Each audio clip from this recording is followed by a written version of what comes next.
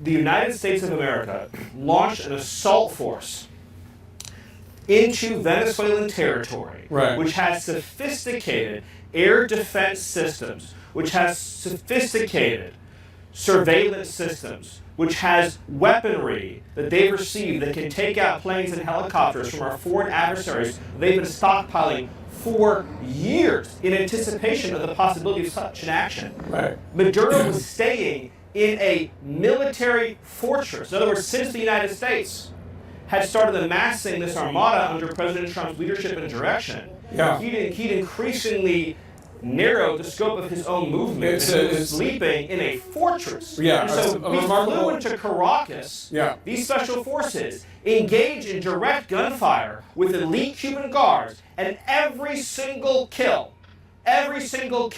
was an enemy kill. So there were no civilian casualties? Well, I didn't see any reports of any civilian casualties. But my point is that in this raging gunfire battle that took place, the point that I'm making to you is no Americans were killed. Right. Because of the planning, skill, and preparation, the enemy sustained massive losses. Yeah. Not one of our assets was lost, not one of our people was lost. So let's talk about what next. Delcy Rodriguez was formerly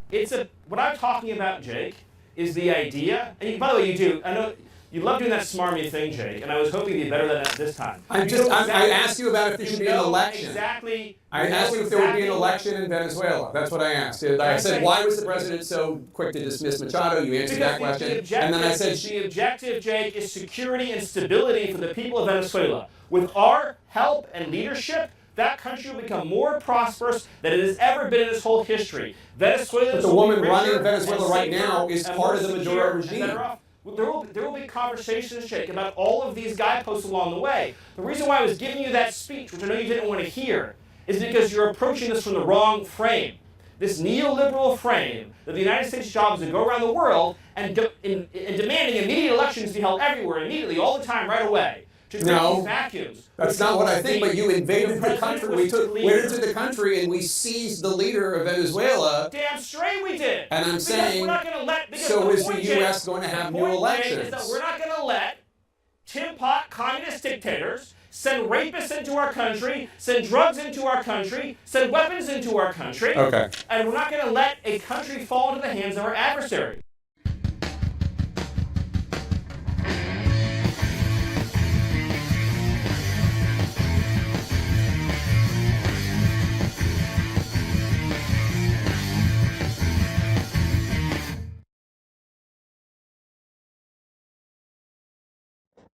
Well, sorry about that. I got my clips mixed up. And that did not exactly go the way I hoped it would, but at least I got it in there at the end. So the first clip, unfortunately, was the longer one. And I thought I named them enough to recognize it, but apparently I didn't. So you were going to be forced to watch the full, like, 9 to 10 minutes of the full exchange when I just meant for that last clip. But it was too good. I had to put it in there. And I just I love the responses they give when they just had enough with these fucking people. They're like, I'm damn straight we did. First time I watched it, I just burst out laughing because I was like, this is perfect. This is perfect. But yeah, it kind of goes with the theme. I'm going to just kind of jump in real quick, though. If you did watch, sorry, yesterday I just, I did the smart thing. And instead of just trying to ride with it, I was just like, you know what? I'm not gonna be able to make it. Just cut it. So I'm sorry if you were here yesterday and you happened to catch that, but that was the reason why. So, but in any event, hey, I'm learning. So, there's not much new to add. There's a few new things to add. So it's mostly what we were going to talk about yesterday anyway, although I was already jam-packed, so I'll just get started right away. because if you, the intro actually was kind of meant not just as a kind of funny intro, but also to be something to kind of encapsulate this thing I've noticed lately, where the the media is using a lot of talking points that we would have loved to hear maybe back in the Iraq War, maybe, but they're just not applicable to what's going on now. And it's almost like, I hate to even say it because I've talked about this before and it makes me a little depressed when I talk about it, but it's kind of like what happened to Tucker and why he kind of went off the rails. Um, he's so paranoid about a forever war breaking out in another country that any action anywhere is forbidden. Like, no, no, don't. Even when it's like something super obvious. Now, this one I would argue is a little bit more difficult than the one in Iran, because the one in Iran, first off, there's no anti-air missile defense systems. There's no high like it's in the desert. It's not in South America where there's at least some some degree of infrastructure, some degree of energy, of military that is not well equipped, but equipped okay enough to at least have the capability to take down a bomber or something like that. So the one in Iran was just a fly over, drop the bombs, come back home. In this case, this is not only fly in, but it's put people on the ground long enough to perform something like an FBI raid, uh, uh, perform a perform an extraction of an individual and get them into custody, put them on a plane, and take them back to the United States for their trial proceedings. Now, that's way more dangerous, obviously, but in this case, this is something that, and I have something to show you guys that it it really shows why this really was absolutely worth it for, like, you. It's hard to say that this wasn't the best idea uh, for uh, for both the United States and for Venezuela in the case of the country's future and mutual progress as far as um, what can be gained when we work together. Because that's the other thing that people look at the Trump administration and say, "Well, you just want their oil." It's like, and then the flip side. We'll get to this in detail, but it's like kind of, but it's also more than that. The idea that we would rather have the oil be ours than China's or Russia's. Because don't forget, like, we've been hearing about this, like, in hints and murmurs and little snippets of news stories here and there, but there's been very little specific reporting on how much contact China in particular has had with countries in South America, especially the obviously the oil rich countries down in South America. Jeez, blah, blah, blah, sorry. Um, but they were looking to not only gain access to oil fields, which, by the way, it's kind of becoming clear that these are more rich oil fields than even in the Middle East. So it's going to be potentially the next frontier of like um, energy exploration is in very massive amounts. But it's also going to be a geopolitical center point in where potential conflicts could rise, and that is very dangerous to us specifically because we're the superpower in the region. And if we are going to allow people from hostile nations into a country that's right in our backyard to just go ahead and willy-nilly make backroom deals with dictators that are starving and torturing and killing their own people, we're more or less. Where's the superpower? That's not exactly the behavior of a global superpower, and I get so sick of listening to leftists who will talk about how we're supposed to be this global superpower. Yeah, we are, and we should fucking act like it too.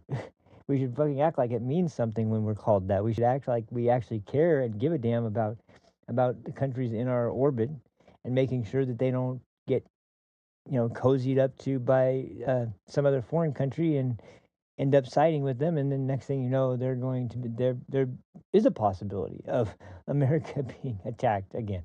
So complacency over our safety was what eventually led to 9/11, and essentially, I still contest, as does Trump, of course, and this was in his speech in 2016 for the 2016 election anyway, that we should never have gone to Iraq in the first place. That was a totally pointless war. We destabilized the entire region. It's a hotbed for terrorism now, and then when Biden pulled out of Afghanistan, the whole sort of the whole complete humiliation was complete. But I mean, at this point, okay, that's done. That's over with. What do we do now? What do we do now to secure? Well, we do have at least the good news that no matter what people do to bring down or to try to bring down Israel, unfortunately, I heard this great debate with Andrew Wilson recently where he made the argument. I might have mentioned this yesterday, but the argument was he was debating with a Muslim guy who was trying to. There was a debate. This was about which countries make for better societies when they have a religious fundamental basis, Christian or Islamic. And obviously, the Muslim guy, but he's apparently a really talented debater. He sounded very talented, really well spoken, but he definitely wasn't used to being challenged on something that was kind of more obscure. That he didn't really, he definitely studies people and he knows what to expect. And so when someone sends something his way that he's not expecting, he's really not as good on his feet. He's really good with something prepared, but not nearly like he could probably have fired off all day if it had been on the same topic. But Andrew, I'm not at all gifted in the debate realm like he is, so I couldn't have prepared like this and known exactly how to counter this guy like this. But he's watching this guy's debates and coming up with how to actually go about presenting an argument that'll be effective, and he's not going to be expecting and be prepared for with a ton of counter arguments.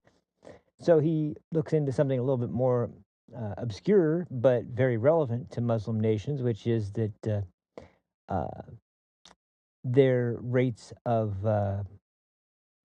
incest, especially when it relates to their first cousins, are extremely high, in some cases as high as 60% in some countries.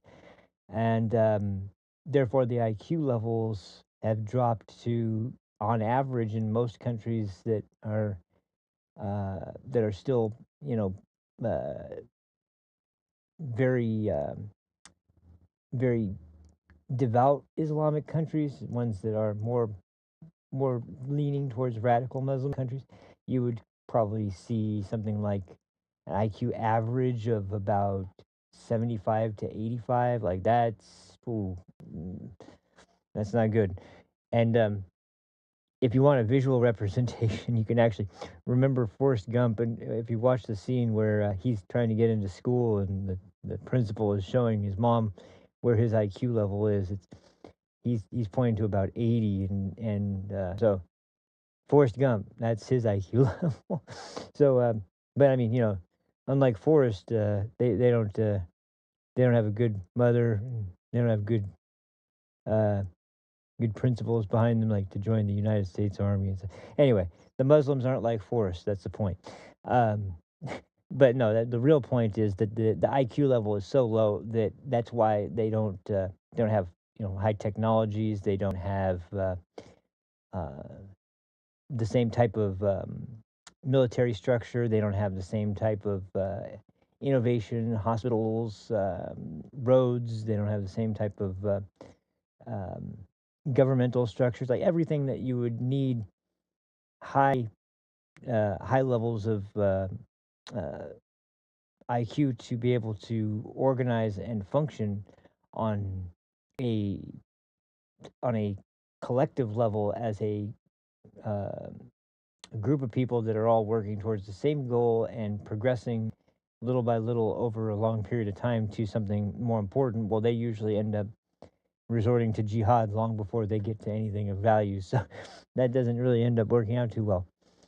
But the reason I bring this up is because, once again, when we're talking about places like South America, or especially when we're talking about our enemies outside of the Middle East, where they have they have modern weapons, they have modern technology, they know how to use it. They don't just rely on other countries that are duped by their propaganda to give them a bunch of stuff.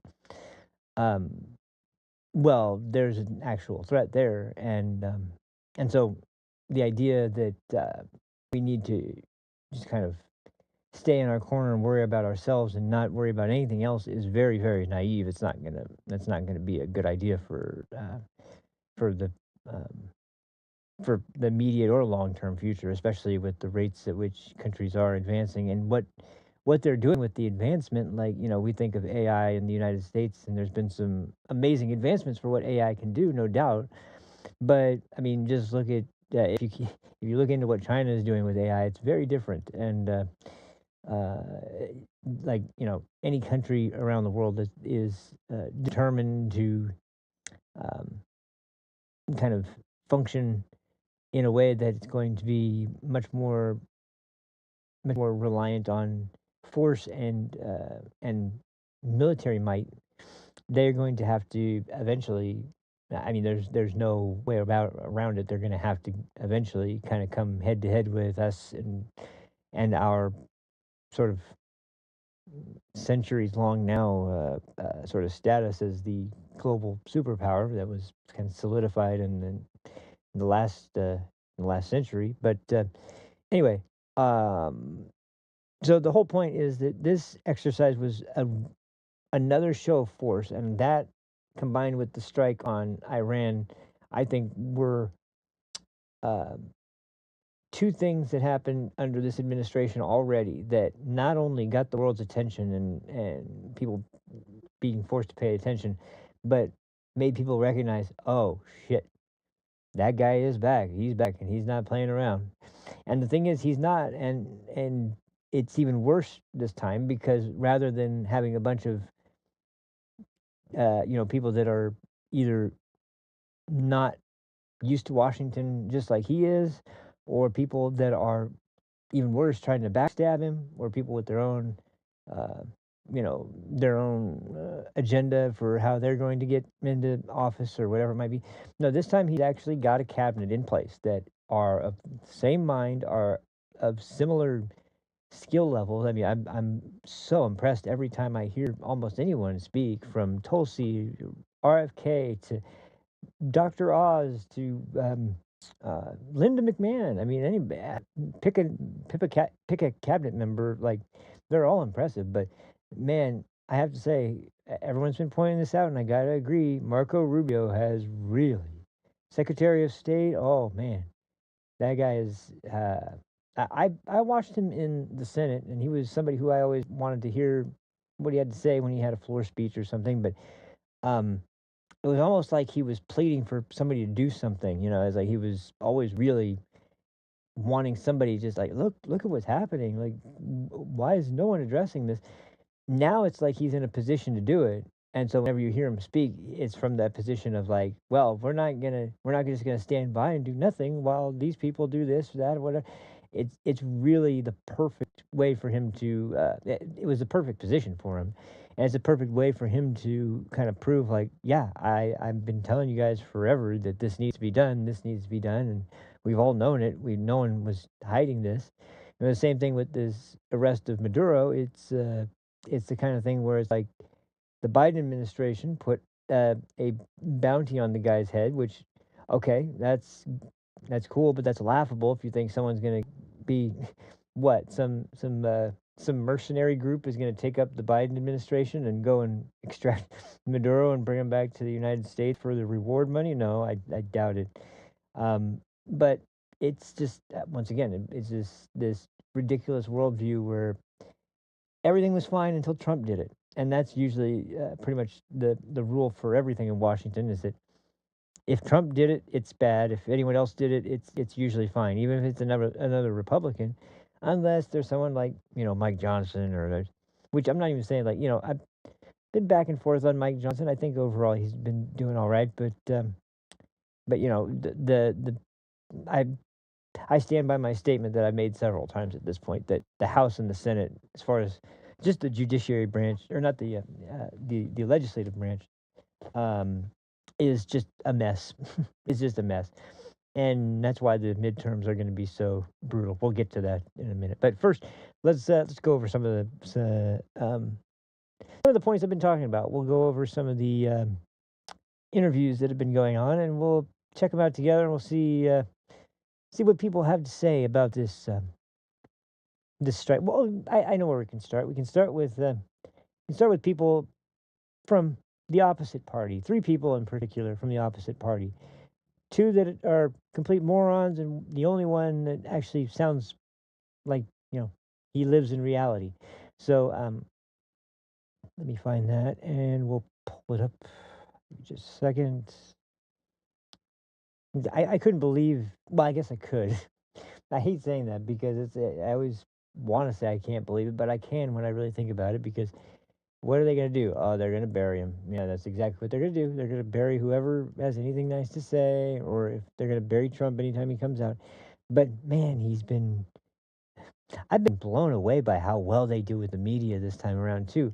They have been just like if they're gonna have people playing games with them, they tell immediately, and they just right away don't take them seriously in the slightest. They just are like, okay, yeah, bug off. Next question. It basically is almost as short as that, like if not literally as short as that. But anyway, let me find that clip for. And if as I've written in my description for today, unfortunately, my good friend Kyle, had to weigh in on this, and so I'm gonna have to react and get the blood pressure medication. Jeez. Um, where is that? Ah, here we go. All right. So, Do you think it's a good like I said, just of course, be prepared for the outrage because it's ludicrous, but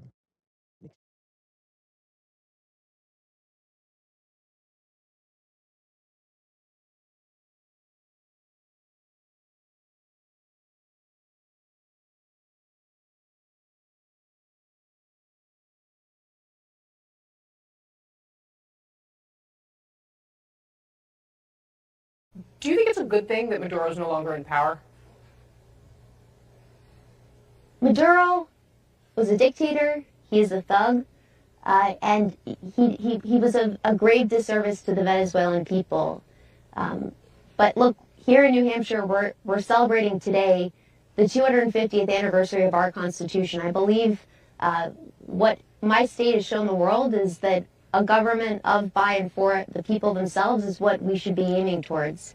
I don't know why we can't just acknowledge that it's been a good thing what's happened. I've seen the speeches from whether it's Leader Schumer or kinds of past tweets from President Biden. We all wanted this man gone, and now he is gone. I think we should really appreciate exactly what happened here. Now remember, we all Democrats years ago wanted to eliminate him, and why have a bounty of $25 million if we didn't want him gone? Why would you do these things if you weren't willing to actually do something other than harsh language? Let's remember, 8 million Venezuelans were displaced and mass chaos.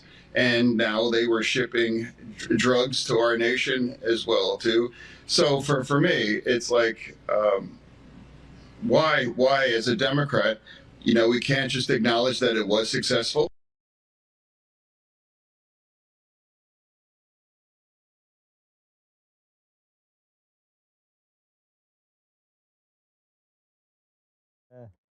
um,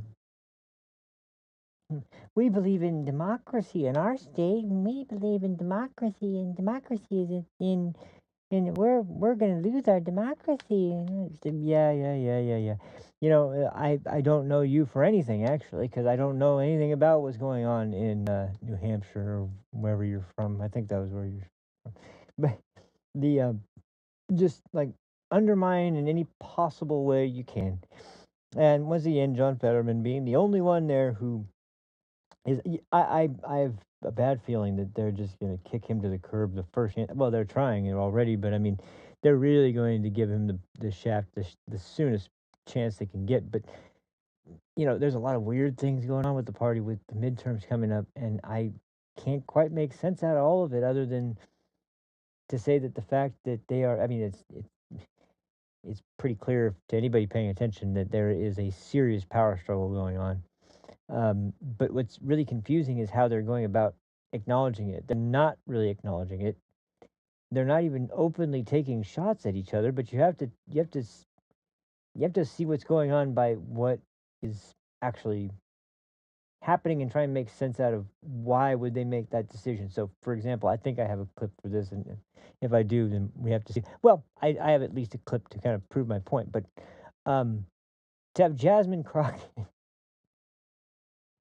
fucking Crockett, go from this lunatic, ridiculous, like absolute, like trope of a black woman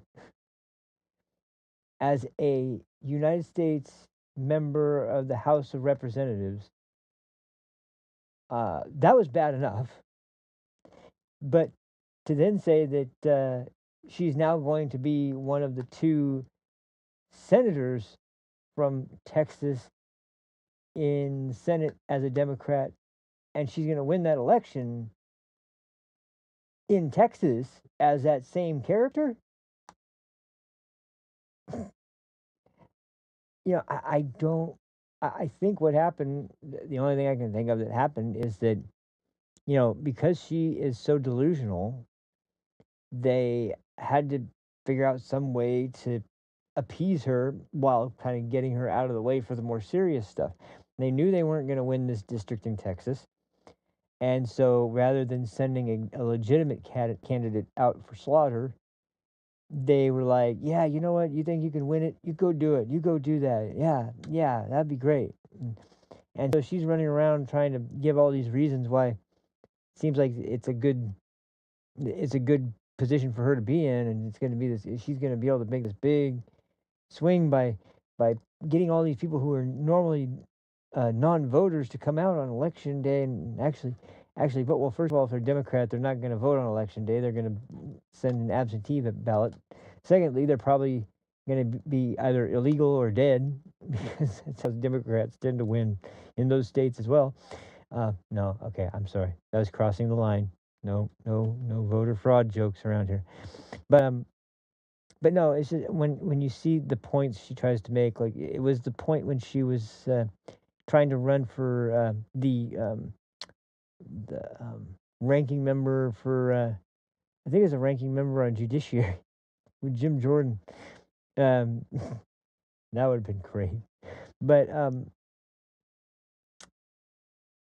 she was trying to run for that position, and Democrats were like trying to figure out what it was that she was going to say that was going to make her this great candidate. And her only real point was that she had the most social media followers out of anyone in the Democrat Party. And that's why she should be ranking member on Judiciary, because she has the most social media followers. Yeah. I know social media is a powerful tool, but only if you're above being a tool, then it's valuable. You have to be able to use tools and not be a tool before it's actually something that's useful, and then you can really gain some advantage. Unfortunately, though, Jasmine Crockett really, I mean, the only people I ever see out to defend her are the typical, like, Al Sharpton, Mark Lamont Hill, like people who are still like running around supporting defund the police and Black Lives Matter. Like that's the only kinds of people that I see that actually still think Jasmine Crockett is in any way a candidate that has any kind of serious support or following or backing or is going to be able to make inroads in any kind of meaningful way. Now, granted, there is the fact that Texas redrew the lines in the districts, and her district basically got removed entirely, and she would have had to run in a much more fair district that was not just gerrymandered to only have only have Democrats in it, but and black Democrats specifically. Um, but then she would have had to uh, the Democrats would have sent out a good counter candidate that would have been someone that would have had to be battle tested in a primary, and whoever won would be the one that would be on the ballot against in the general. And they're not really the only person who's showing up right now, other than her, for that district in the Democrat side is uh, some guy I've never even heard his name before. Some guy that I think he's been in the Texas legislature, but he's never been on a national level. Meanwhile, the best part is on the Republican side. There's John Cornyn, there's Wesley Hunt, I think, and then there's Ken Paxton, the Attorney General, and all well known, all very well respected, uh, liked by most of the liked in Texas a lot, definitely.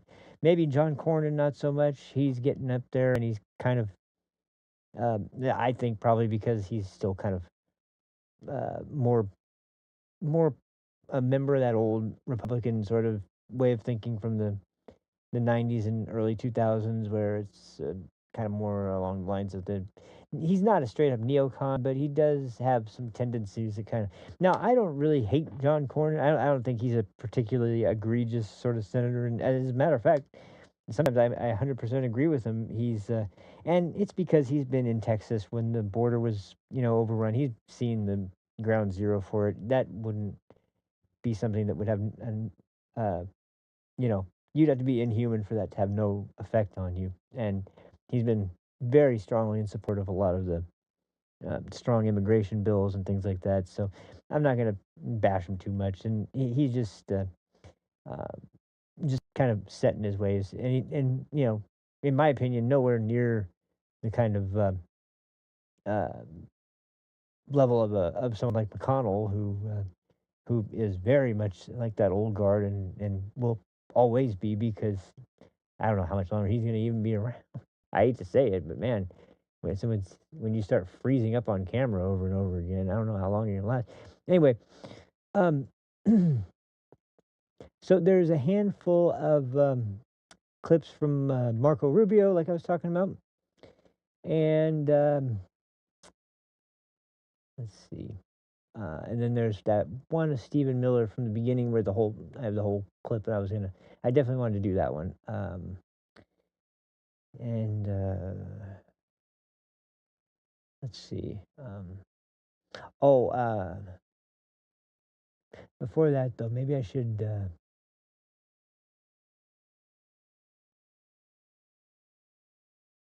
Well, let me see what this is real quick. Let me just make sure I know, because I might have to go. I had to go with this just because we were talking about Jasmine Crockett. I might have to do. Colleagues across the.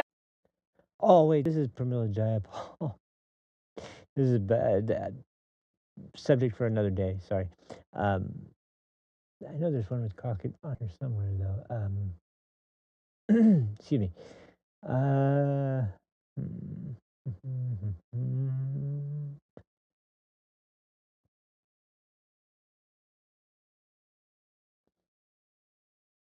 I guess.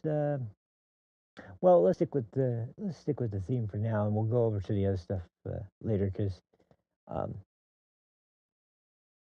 Oh, you know what? That's right. I just remembered now. Yeah, that one's way too long. This one's a nice, yeah, about 5 minutes. This one's a great interview with Secretary Marco Rubio, and this just goes to show you the way the Democrats are tying themselves up into knots to argue with what's going on in Venezuela after they what do you call that extradite extradited they transported Maduro out of the country. We'll just say that.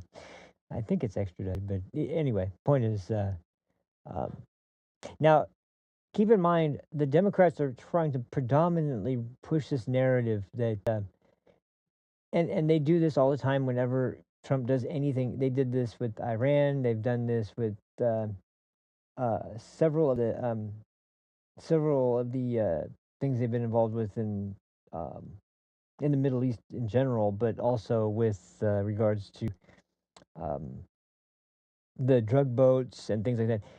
They're they're trying to make this argument that well, this is an act of war, and he didn't consult the Congress to get approval. It's like no, these aren't acts of war. There's no declaration of war. We're not at war with anybody. These are essentially what amounts to law enforcement operations, which are against criminal uh, drug trafficking organizations and criminal enterprises, and it's that's the way they've been handled. I mean, that's there's nothing else that I would see that would justify it being called a war. There's no military involvement here, and I mean, I don't think the Venezuelan military is looking to pick a fight with the United States military anytime soon.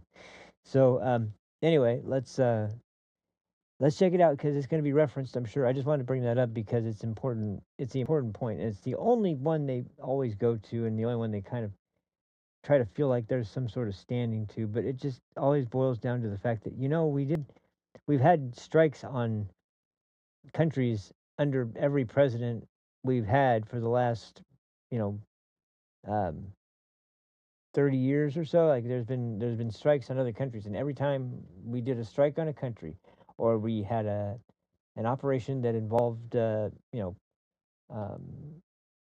extraditing a citizen or trying to rescue some civilians or something like that, we didn't declare war every time we went in, and the administration didn't have to ask for approval for just stepping foot into another country that we're hostile with. That's not how it works. It's a declaration of war. That's a formal process. It's not just like, oh, as soon as there's a shot fired in the country, now we're at war. No, no. There's something very different than that works. That has to be formally worked out and put into place. It's not just something that you just slap on as a label to everything. But because number one, they have no other argument, and number two, most of their base is so dumb they believe that, then that's what they're going with. So they get their media cheerleaders to come out and try and ask them these ridiculous questions. And that's why I say this time around the cabinet, they're so much better. They know what they're doing. They agree with the mission. They agree with the objective. They know how to defend it, and they don't mince words. They don't put up with bullshit. They just get straight to the point, and they react the way that a normal human being would react when challenged by something so ridiculous as a statement that they like the ones that you're about to see. So anyway, this is on Margaret Brennan on I can't remember which. I think this is CBS. Uh, but yeah, Margaret Brennan morning on Sunday. I think it was Sunday. Anyway, either way, that's a clip. Let's get to this. Mm, okay. Oh, whoops. Nope. Don't want that. I want this. I'm curious why. Okay. I need to make a full screen button because I just forget about that sort of thing. Okay. Anyway,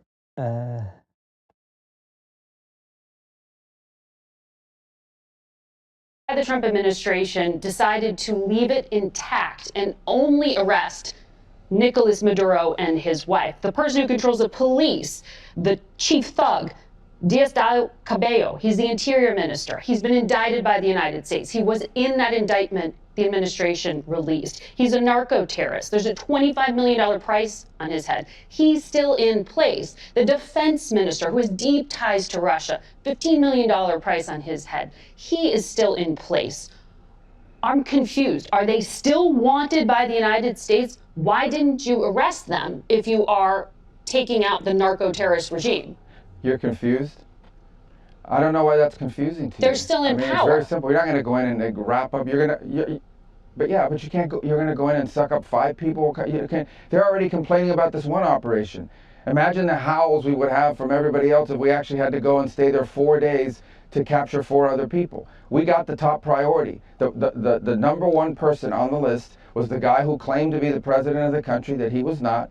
And he was arrested along with his wife, who was also indicted. And that was a pretty sophisticated and frankly complicated operation. It was. It is not easy to land helicopters in the middle of the largest military base in the country. The guy lived on a military base.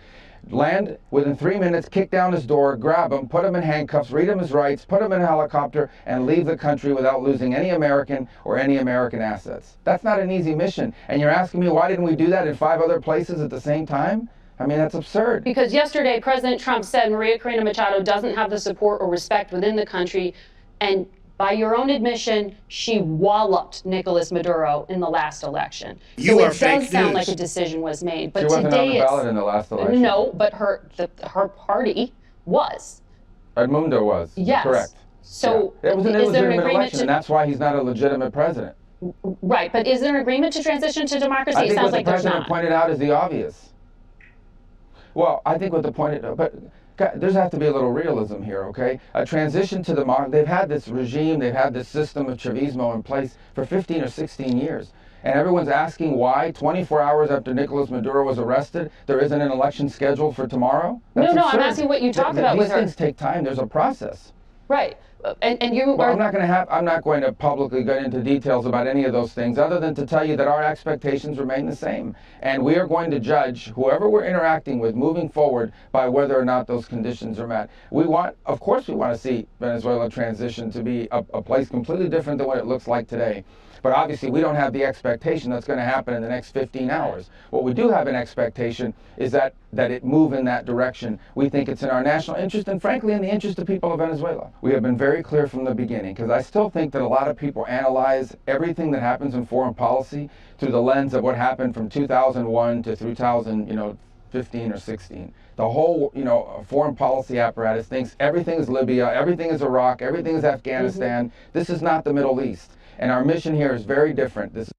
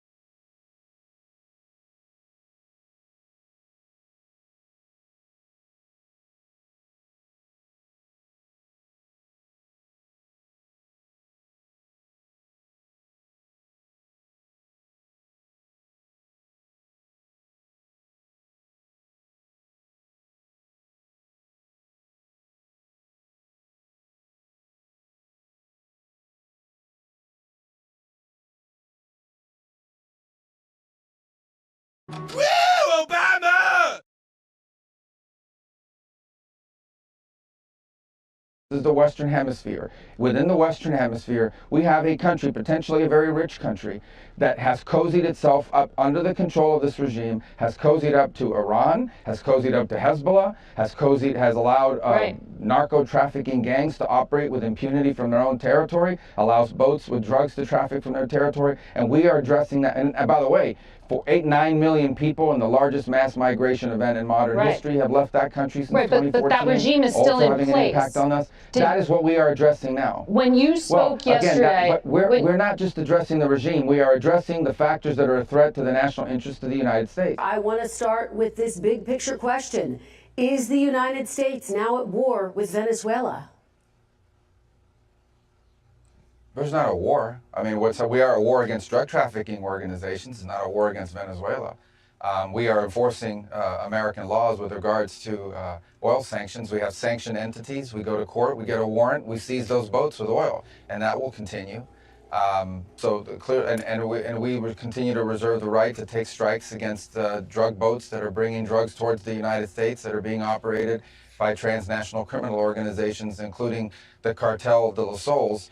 Of course, the leader of that cartel is now in U.S. custody and facing U.S. justice in the Southern District of New York, and that's Nicolas Maduro. But this was not an attack on Venezuela. This was a law enforcement function to capture an indicted drug trafficker, and of course we needed the Department of War to support it because they do have anti-aircraft missiles that could shoot down those helicopters. But will you? We had to take down radars. We had to take down those anti-air elements on the way in and on the way out, and that's what this was limited to. But will you seek congressional approval for any further action in Venezuela or the region?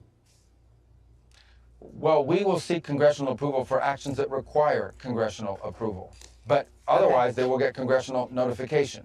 And this is not an operation that required congressional approval. In fact, this is an operation akin to what virtually every single president for the last 40 years has conducted. The difference is that when it's Donald Trump, all these Democrats go bonkers.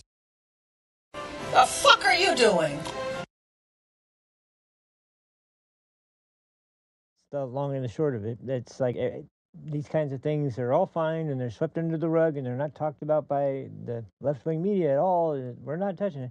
Not until Donald Trump gets in, then we're going to talk about it every day, nonstop, from start to finish, and nothing else. And it's like, forget what you have to say. Who cares what the counter arguments are? It doesn't matter. He's a war criminal.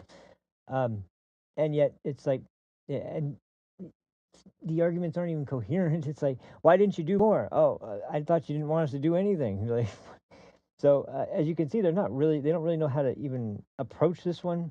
And this is why I'm confused by what because this is obviously kind of like the media not knowing what to do. I doubt at this point there's any real serious instruction coming out like there normally would be about how to handle a sort of a controversial topic that was started by the Trump administration. That would be something they would have to address in the media. But at the same time, there doesn't seem like there's anything that's really coming out that's actually a good argument, because it all goes back to, are we at war? Are we declaring war? Are you going to?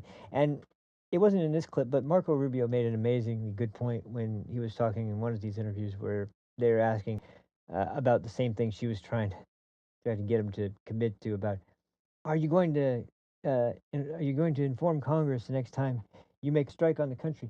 And he was trying to explain, like, well, every time we do say anything to Congress, we have to also take into consideration that it's going to leak before we can do it.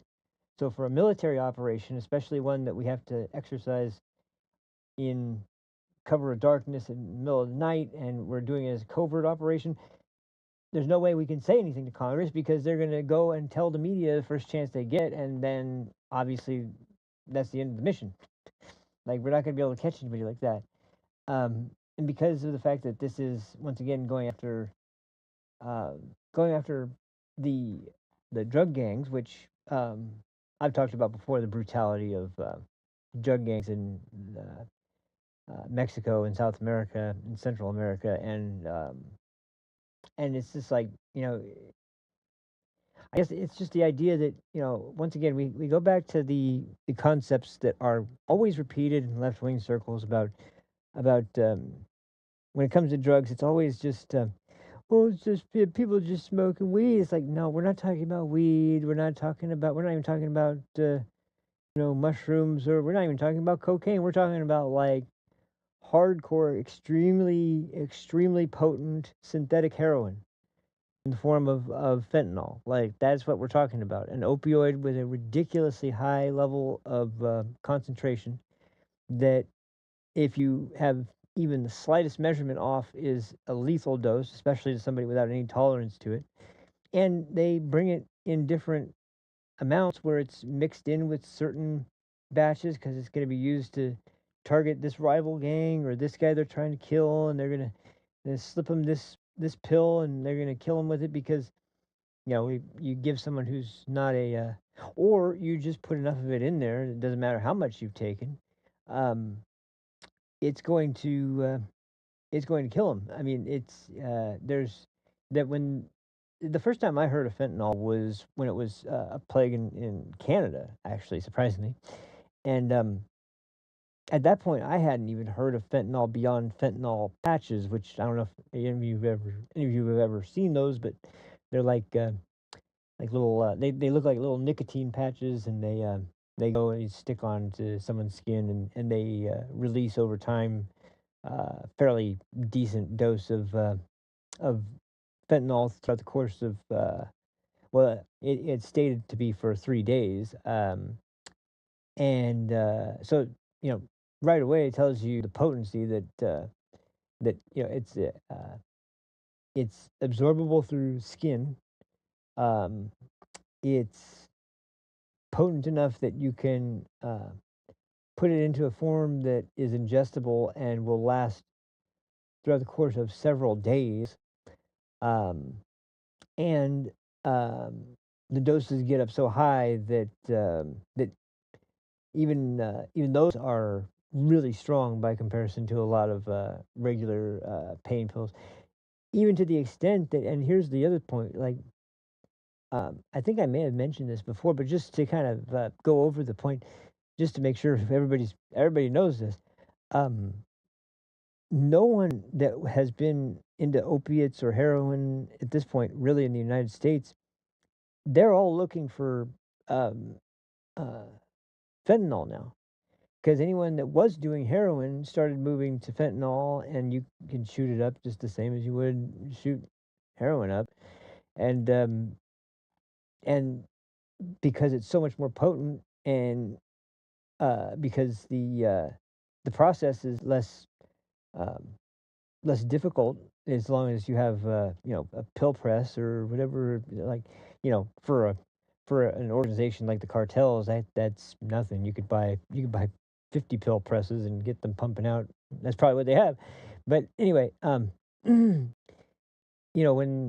when people don't know what we're talking about in terms of severity and intensity of the drugs. And the other thing that's also being utilized a lot, which this was something that has been predicted for a long time, like the way that powder cocaine was a very expensive drug in the 80s, and that gave way to crack cocaine, which was diluted, diluted, but it was still potent enough to where people could use it and get a get a high off of it, but it was less difficult for the dealers to keep up a supply, and it wasn't nearly as expensive to get the same amount. So it spread like crazy in the more poor communities, and that's how the crack epidemic started in the lower income areas of America. Was because instead of, like, in the 70s and 80s, for the most part, when it was just cocaine and it was something you had to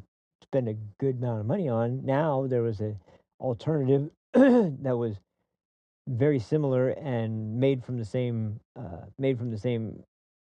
original original ingredient, the coca plant, um, and it was far cheaper. So then that started spreading throughout the poor, lower income poor communities and minority communities, and It really devastated a lot of them, and then that gave way. And this is what I was getting to now, was that the other thing they're carrying a lot of is methamphetamine, which was kind of like the next evolutionary step for that category of drugs, because I mean, anybody that's seen Breaking Bad knows like, the concept of a meth lab being set up, um, and most aren't as as well run as Walter White runs his meth lab. But as a matter of fact, I've watched documentaries before too, where people who were in gangs and in prison gangs and in street gangs and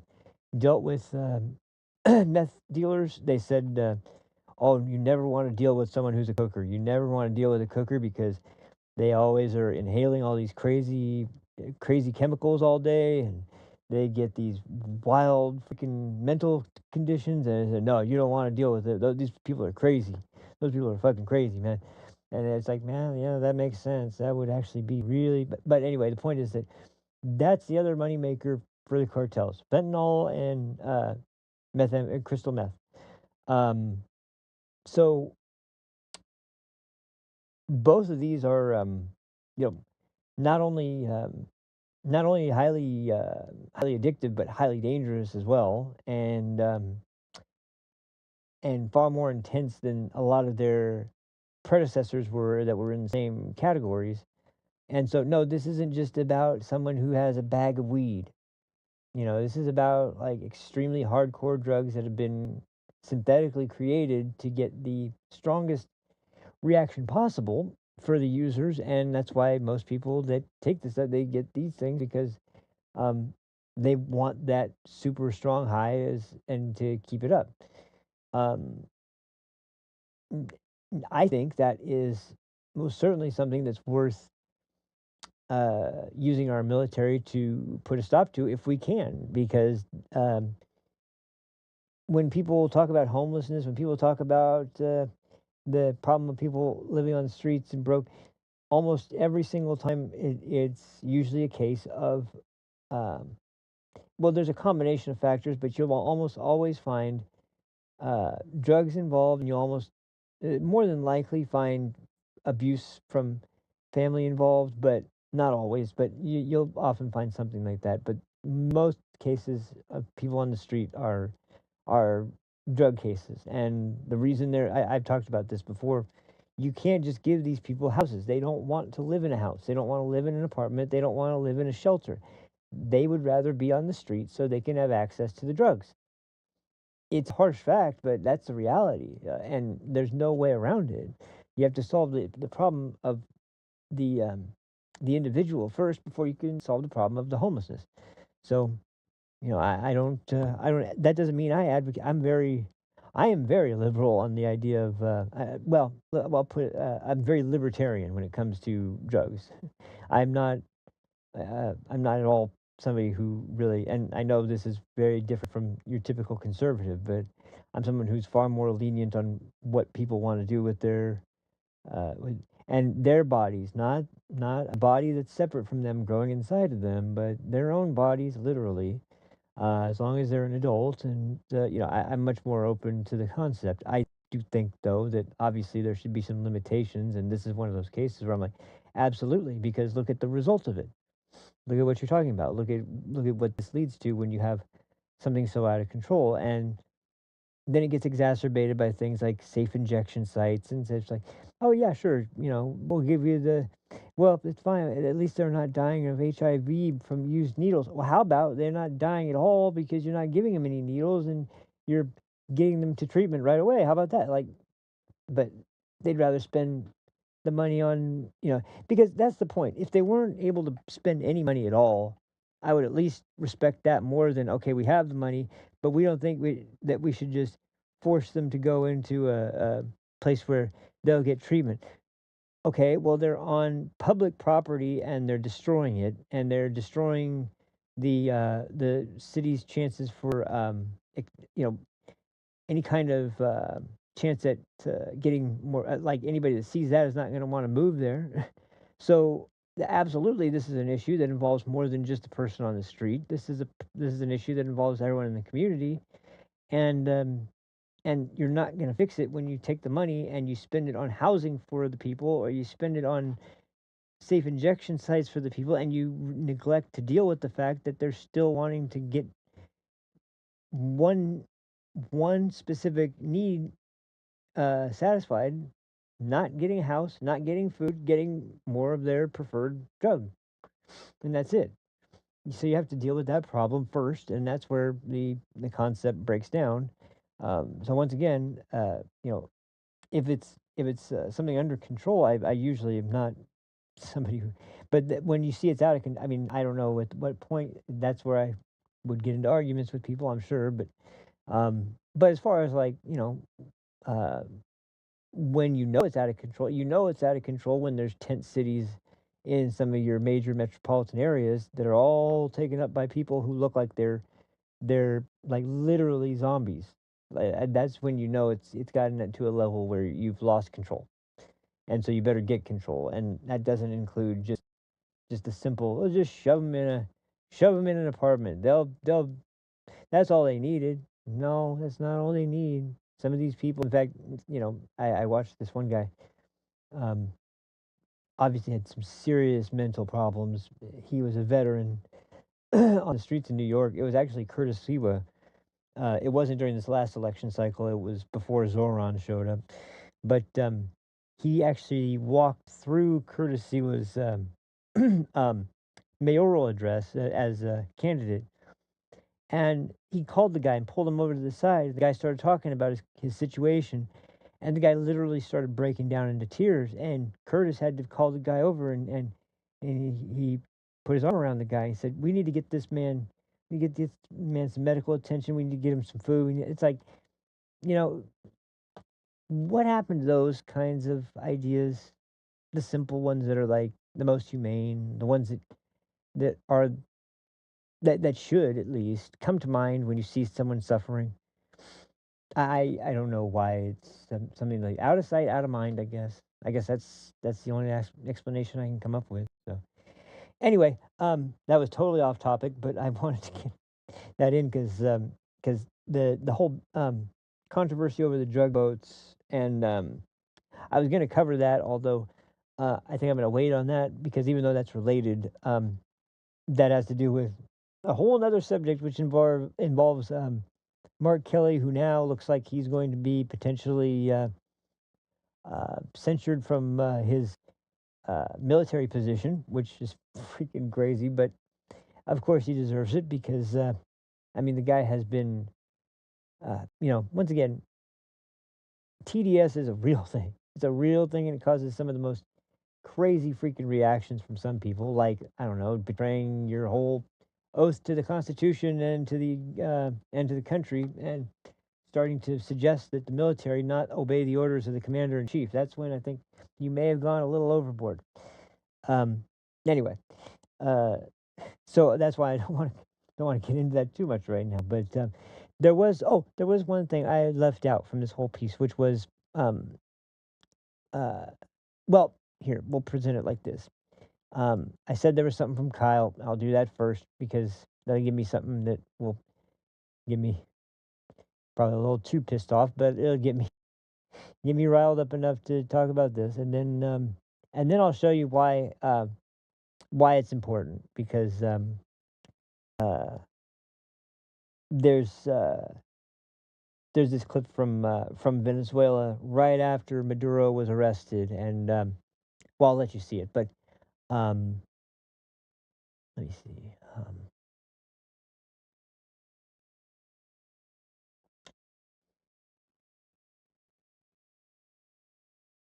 If I can find both of these.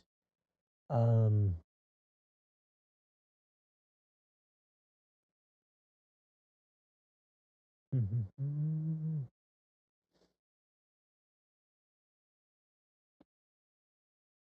let's see.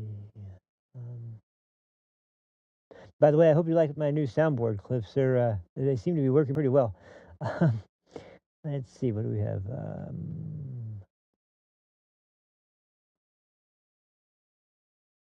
Oh yeah, that's gonna be for another day too. By the way, I don't know if anyone out there is as frustrated as I am with Thomas Massey, my God, what what the hell? What the hell happened? He suddenly went from being completely concerned about the inflation and the debt and how we were going to be able to pay it all off and what that was going to do to future generations to only caring about Epstein and Epstein only. And him and Ro Khanna are the two musketeers running bravely into the fire and doing nothing really but just being your typical outrage merchants that are there to sell you a specific type of. Oh yeah, this clip was important too. Man, this could probably be all about just this, as a matter of fact, because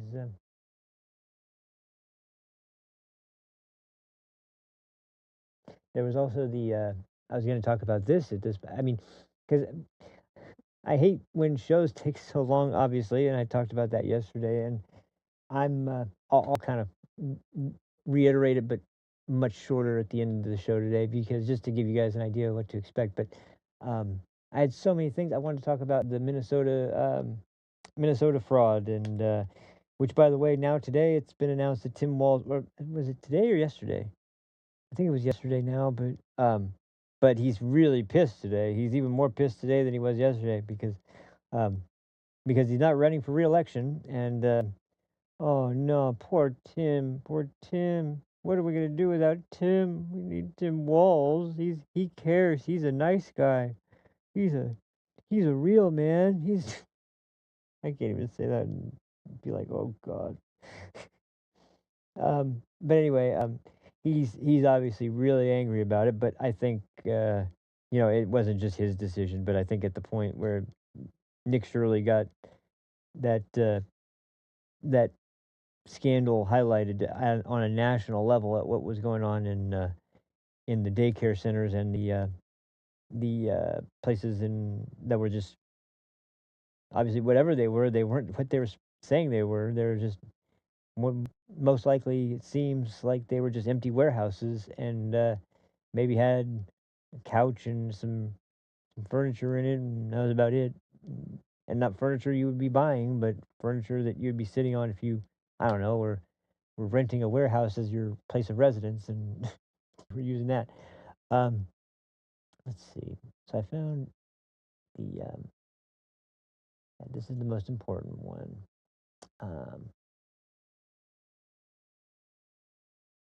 And then there is one other clip I definitely wanted to play because it's something that I think needs to be said. But okay, here's what I'll do. I'll go through these like I was going to, because you guys know this. I hate Kyle Kalinske, and I shouldn't say hate, but the guy's reprehensible. He's a sick piece of shit. I'm sorry, he's a sick fucking piece of shit. I hate the way he has to like essentially take his pompous ass up to his show every day with his ridiculous narratives, his stupid gaslighting, his absolutely, pointless arguments that make no sense, and just talk to everybody like they're 5 years old. He doesn't like.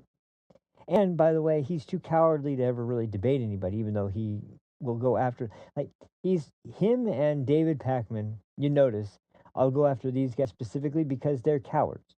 They go after everybody on the right all the time, constantly going after people on the right. Sam Cedar, same camp. I'll go after him sometimes too. But these are the kind of little bitches that will do that all day and then say, "Oh, I'm not platforming him. I would never platform him on my show. No, absolutely not." Like they have that kind of attitude. I'm like, "Oh, okay, all right. Well, then we're gonna show everyone what you have to say, and I'll break it down for people that are in your audience and too stupid to understand what a fucking snake you are to kind of break it down so that people know what kind of sick pieces of shit are in the country and are talking to people on social media and kind of just using any kind of weaselly disgusting way of talking about the political situation to justify pretty much anything, like dead ICE officers, for example. So let's see what this absolute waste of humanity has to say about the Venezuelan situation and where his morality is, if he has no morality, but whatever it is that he tries to pass off as some sort of moral position. Let's see what it is on this situation. So, sorry, I really cannot stand this guy. Just like Pac-Man, it's these people. They have that vibe of like the way they talk to you is it's always this like condescending, arrogant, self-righteous fucking bullshit where is they they they over explain, they try to really emphasize points that they think are really important when it's like you're just trying to get me to believe what you believe. This isn't relevant to even the situation. You're just pushing some talking points that make it more emotionally charged for your your argument. So you're gonna emphasize this. You're gonna emphasize that. So let's go to it because it's a perfect way to segue into the most important clip that I think is from this whole situation. And I even have the show it came from, so I'll include that too. But I think I found it. Where did it go? I called it Kyle the Cuck's, or was it Kyle the Cuck or? Hold on. Yeah, it was Kyle the Cuck. Yeah. I have one called Kyle the Tard, but here's Kyle the Cuck. Okay, here we go. Now, partly it's outrage about Congress and how dare you not. Never mind Joe Biden who didn't do it over like something like 190 something strikes and no permission from Congress. But didn't hear Kyle ever once bring that up then, of course. So like when Another the Biden vulnerable House administration Democrat. did an attack on what they said was someone who was behind the Abbey Gate bombing, and it was actually a family going to a wedding. Um, and American, as a matter of fact, I think, weren't they? Or were they? No. No, it was a. Geez, I don't remember. It was right after the Afghanistan withdrawal. They were trying to brag about their over-the-horizon capability. Yeah, they were real good. And then after this, we never heard about them ever again because they're like, yeah, they're not that good, are they? This is, but like I said, the drone strike. Yeah, oh, we killed a family that was innocent, including children. Which, by the way, to all the freaking people out there yelling about the genocide in Gaza, like once again, it's another situation where I'd love to hear what they have to say about this. But that's when they are the most dishonest. 'Cause, oh, I didn't like that. I didn't. Well, you didn't say a damn word about it, did you? You can't shut up about this, but you didn't say one fucking word when it's your guy doing all the bombing. Yeah. Totally consistent. Totally consistent. Not hypocritical. One bit. So, all right, Kyle, go ahead and let's hear what type of bullshit you're selling today. Let's hear it.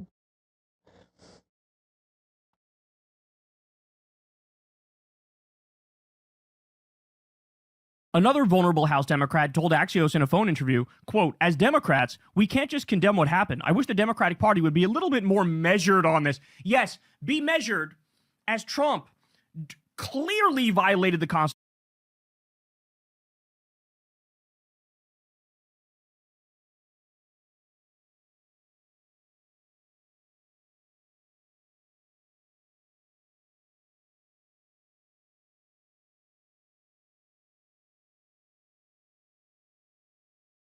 Another vulnerable House Democrat told Axios in a phone interview, quote, as Democrats, we can't just condemn what happened. I wish the Democratic Party would be a little bit more measured on this. Yes, be measured as Trump clearly violated the Constitution and U.S. law and international law and fucking abducted a sovereign leader and says this is for the billionaires and this is for Exxon and we're going to steal the oil.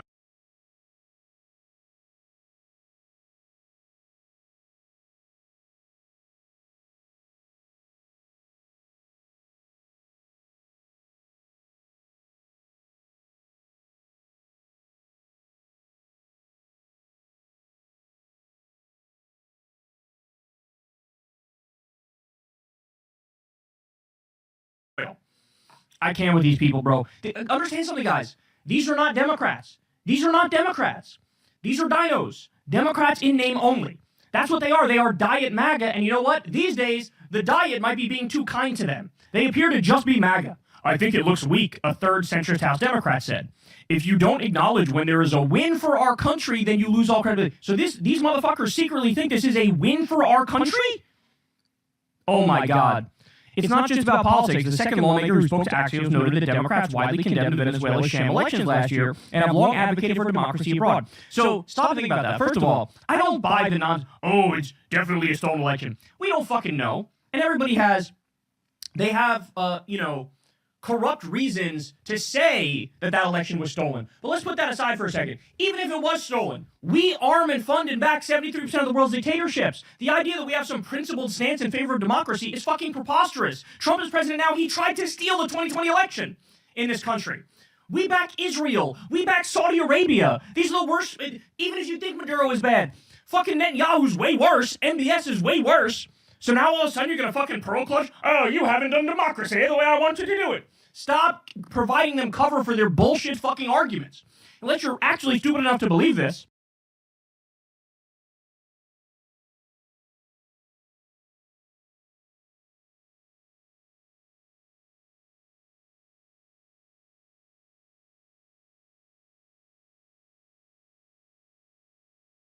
Bothered to look into anything he talked about, which he doesn't. He looks at the headlines from a few left-leaning sources, picks out a few quotes, and then flips his shit overreacting like he's some sort of crusader for the progressives that's going to lead them to the promised land.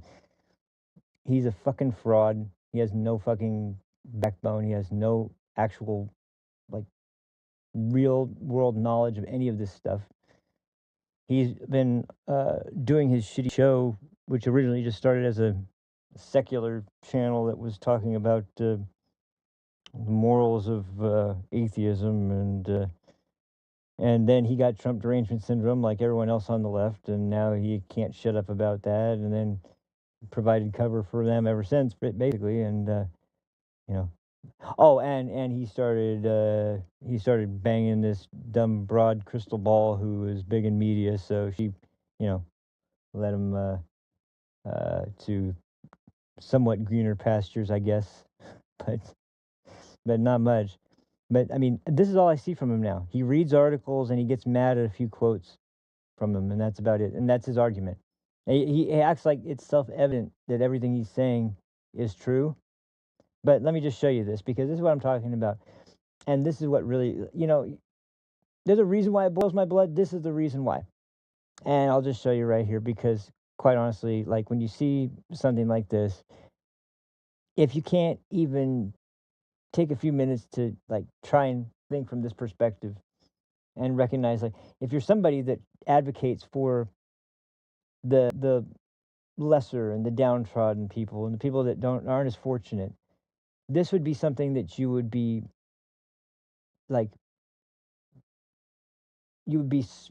overwhelmed to see.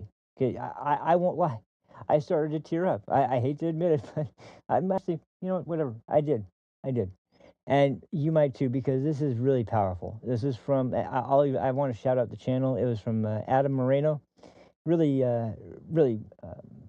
kind of centrist dude, but seems to be lightly more to the right, I guess. Sometimes, not all the time. Pretty down the middle sort of guy. But was very interested in what's most important about this, the Venezuelan people, and what they, aside from the United States and its military, getting them to safety and getting the mission done, got to make sure that the Venezuelan people none of them are harmed, non-combatants, make sure that none of them are harmed.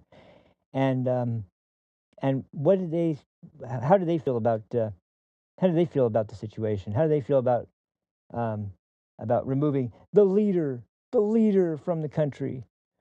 I think there's a clip at the beginning that's from someone who is a streamer who's talking about it, but after that is the clip I'm talking about. So let me just make sure.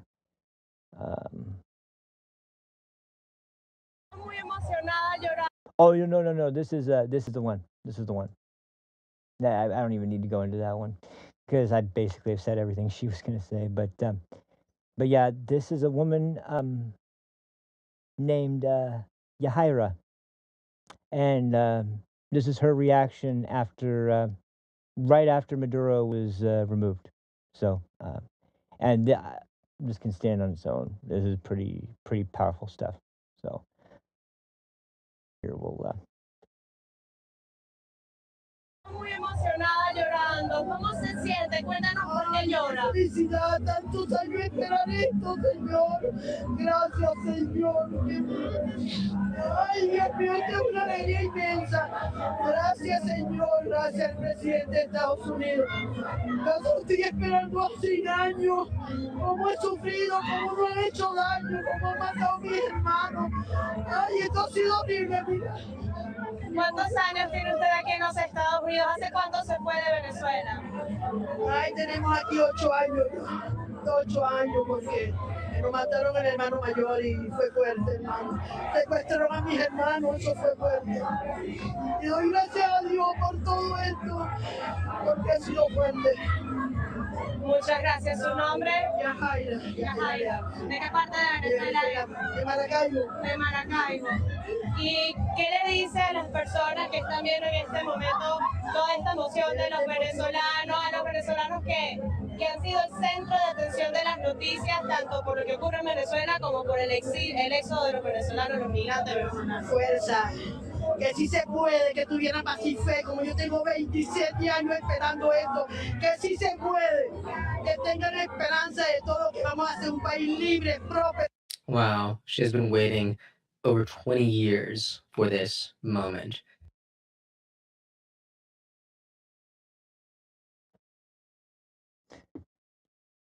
So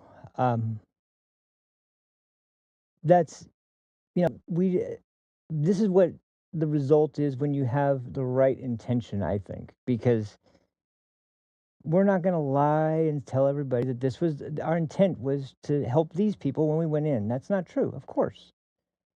But the point is, I think that when you do something for the right reasons and you do something with the intention and you're honest about it, there's going to be good results for everybody, including people like this, people that are involved because a ruthless dictator has been in control of the country. And that's, of course, going to be a situation that's going to devastate everyone in the country, but it's going to start from the bottom up and just keep getting worse and worse and worse and worse until it's so out of control that everyone is miserable. There's no food. There's no power.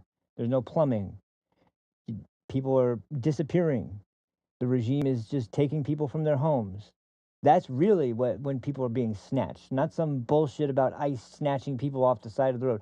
No, literally men in masks and AK-47s coming into your home, grabbing your son, not telling you where they're taking him, and just taking off in a van. And then you find out later, by the way, that guy was the stew maker for the cartels.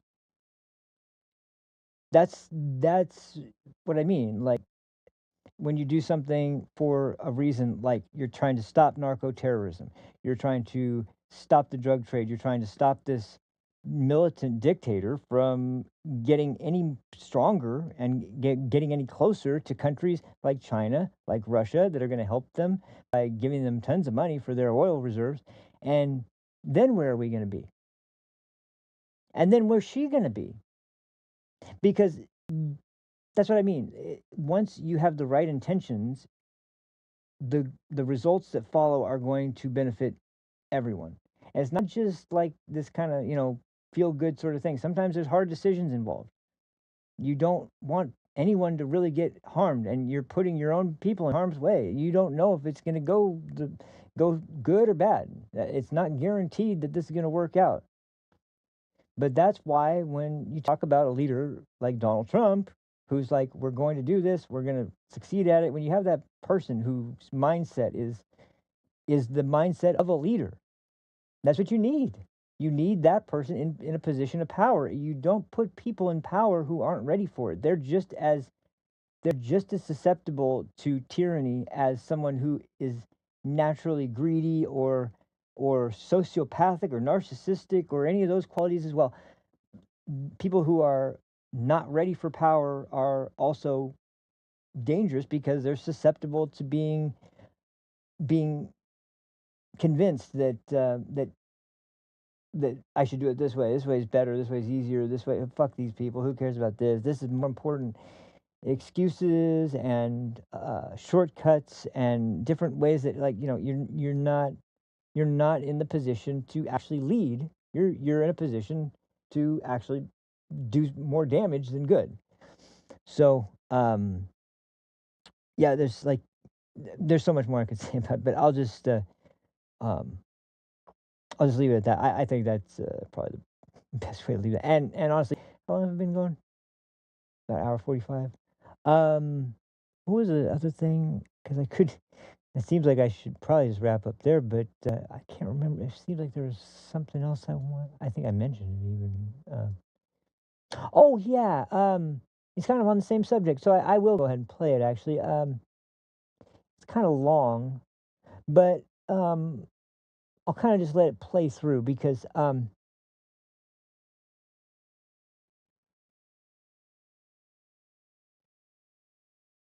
think a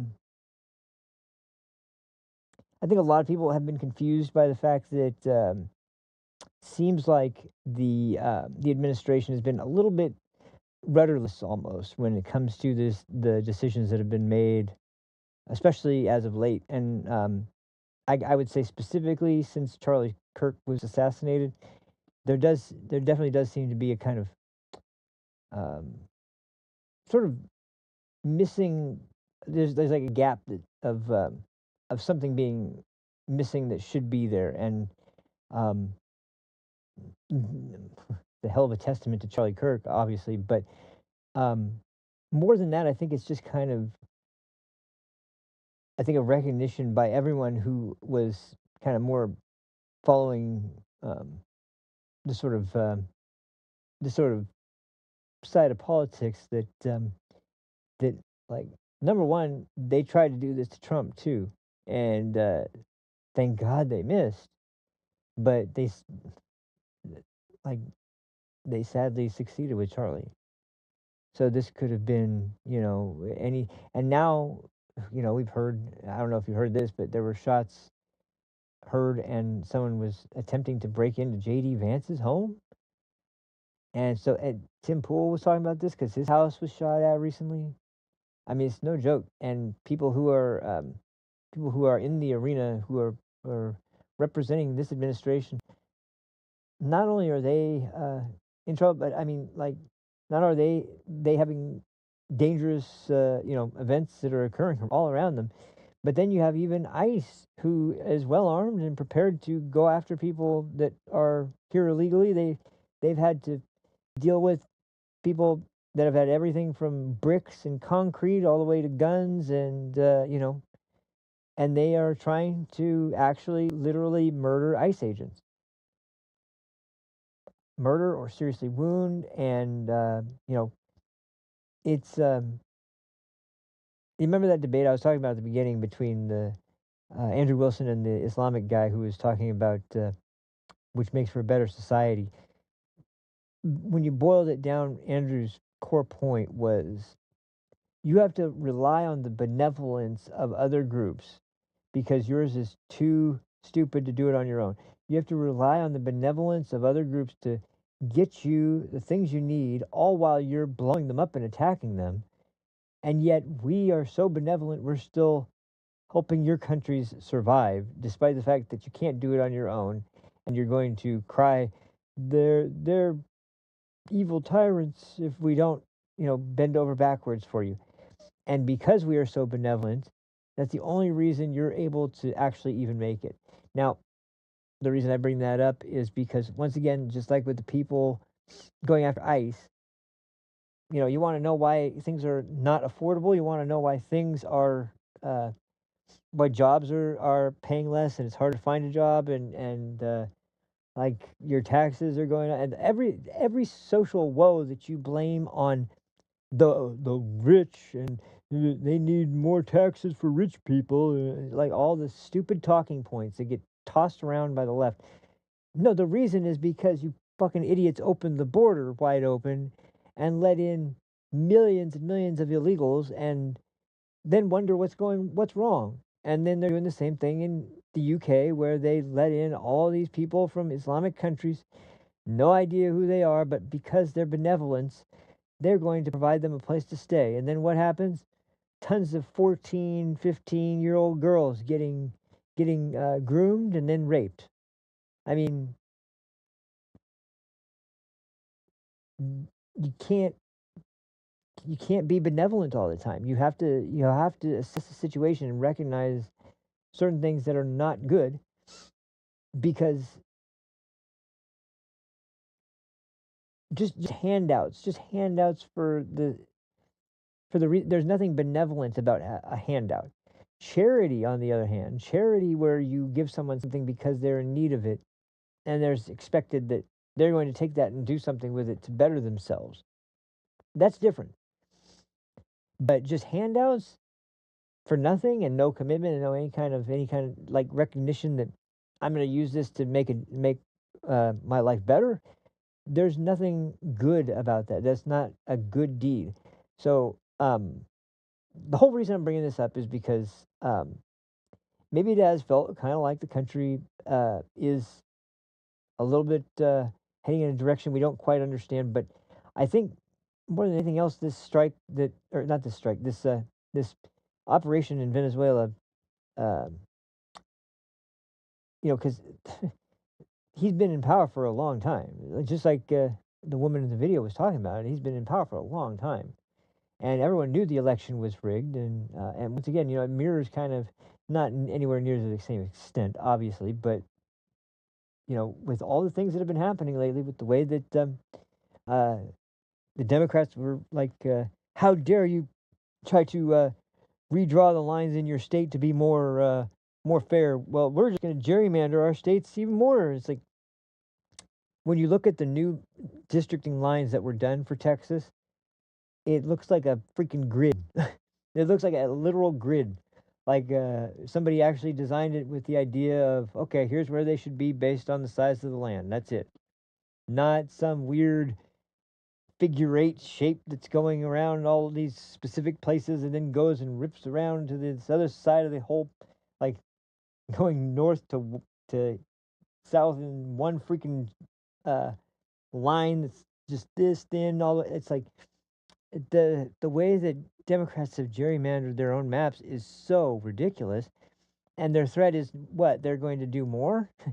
Okay, all right, go ahead, do more, but I mean, it's going to mean nominally barely anything, I guess. I mean, maybe it might be enough, and there's a reason I'm bringing this up. There's a big reason I'm bringing this up, and it's kind of the point that's being made because I've been waiting for somebody to talk about this because it's what I'm most worried about in terms of um, the political immediate future, I guess, when it comes to the midterms this year. And I've been waiting for somebody to say it because I was going to say it myself if nobody brought it up anytime soon. But someone finally did, and it kind of surprised me. It was actually the first person was Vinny on the PBD podcast, but then Patrick Bet David himself kind of jumped in and gave his thoughts on the same subject, and it's kind of partly it starts about exactly what I was saying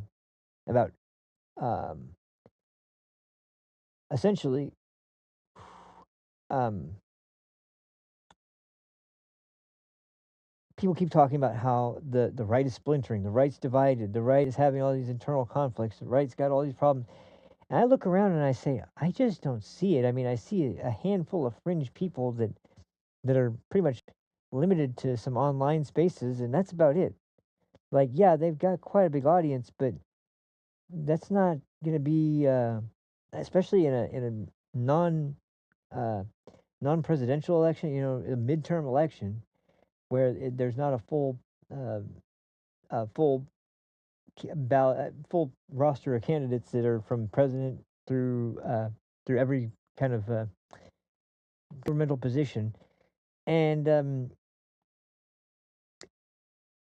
essentially there's this sort of idea that between people that are divided on Israel, people that are divided on Epstein, and people that are divided on this. And I was just like, I just don't really see it. But if people keep pushing and they keep using more rhetoric that's ratcheted up more and more and more, keep making the jabs and the insults, they get more personal, they get more extreme. Well, maybe you will start to see that, and somebody with respect and somebody with some sort of recognition from the whole party as being an honest and solid individual. That's the only person that's going to be able to say, like, look, guys, like, I get it. There's things we need to work out in our own party, definitely. But did you guys already forget less than 2 years ago now what we were living with? What kind of government we had? Do you guys remember that at all? Because I do. I remember it very well. I remember the hearings in Congress where we had a Secretary of Homeland Security, a Secretary of State, and a Attorney General who basically didn't answer a fucking thing. They had nothing to say when they're asked any question from any congressman or senator. And they didn't care. They didn't care. FBI director, too, didn't care. Didn't care. Now we do, but, then you have the left asking fully loaded questions that have nothing to do with anything. Like, did you fire these people because they weren't loyal to Donald Trump? Is that why you fired these people?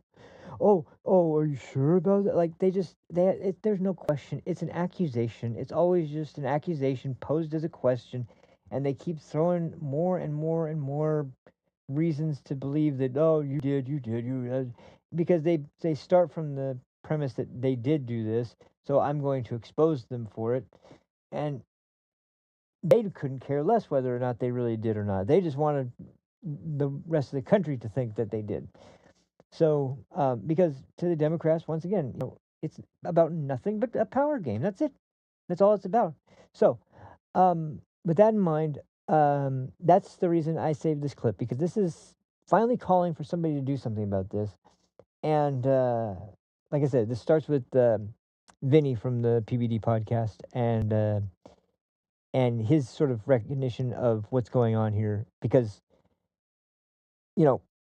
overall, I'll just say this.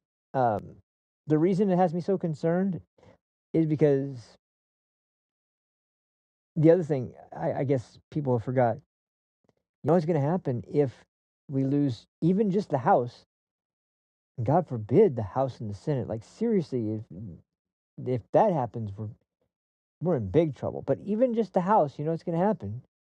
Every investigation, every hearing, every single topic of discussion, every time that's raised in every single meeting is going to be Trump impeachment, Trump impeachment, Trump impeachment, Trump impeachment. And I'm dead serious. That's the only thing that's going to be brought up is Trump impeachment.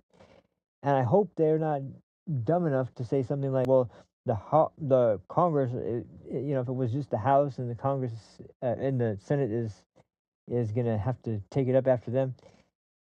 I really hope they don't try to put pressure on us, because if you also remember when the House under Republicans voted to impeach Secretary Mayorkas, and then it went on to the Senate, and rather than even just table the motion, meaning we set it aside and we look at it at a later date, Chuck Schumer decided that instead they're going to have a vote, because he knew he had the votes. They're going to have a vote to dismiss the charges without looking at the evidence, without hearing one bit of the report from the House, nothing. Just vote to dismiss. And what happened?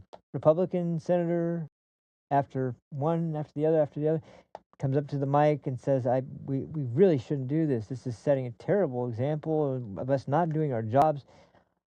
We know you guys have the numbers. We know that it's going to be something that is not going to likely be passed, but at least let us go through the evidence and at least let it be heard so that we can discuss these things for the American people. You know what? That's the last thing they want. They did not want that. So what did they do? They voted to dismiss. And so the son of a bitch got off without even a slap on the wrist. He got out without even having to do anything. Just at that point, he had been impeached by the House, and the Senate decided, we don't care about it. Whatever. We don't care if you don't like it. We don't need to listen to that. That's how Democrats govern. That's what they do. When they have a majority or when they have the levers to power, whatever kind of criticism you have of Republicans, just look at this. They had the ability, and they even had Donald Trump telling them, you need to get rid of the filibuster. It's the only way you're going to pass the big, beautiful bill. No, we're not going to do that. They passed the big, beautiful bill. They didn't get rid of the filibuster. Now, I honestly kind of see Donald Trump's argument in this, because it is pretty scary thinking about it, but at the same time, I don't know. Is it going to be something that's going to be worth saving when the Democrats are, unfortunately, at some point, going to be back in charge? Is it going to even matter at that point?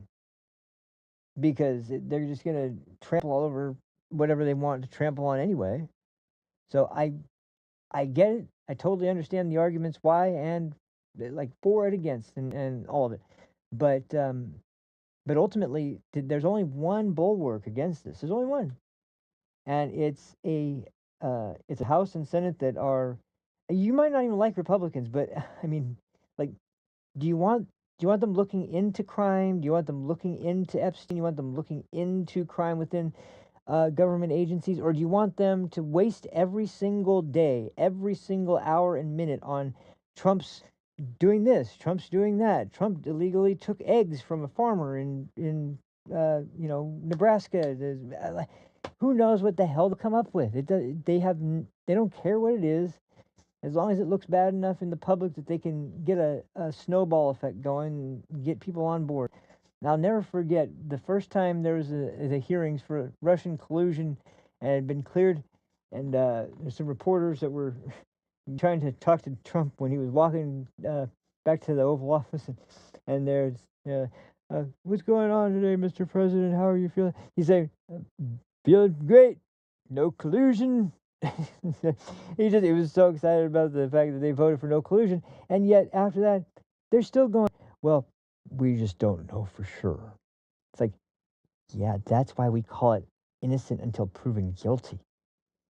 When you don't know, that means they're not guilty. That doesn't count against them. That counts as a win for them. And somehow, even in that situation where they hate the criminal justice, they hate the criminal justice system, they hate cops, they hate justice system, they hate everything about it. But when they have the control on it, and it's to prosecute Donald Trump for something, oh, geez, it's just like the bullshit in Juan Merchan's court, where you don't have to agree on the underlying charge, you just have to agree that there is an underlying charge, and that's enough to convict. It's never happened one time in the history of English common law, as far as I know, unless the trial was blatantly rigged in another country. But it's never happened in America. And who does it happen? It happens to Donald Trump while he's running for election just before the actual election date. Why? Because they needed a felony to stick, so they could call him convicted felon.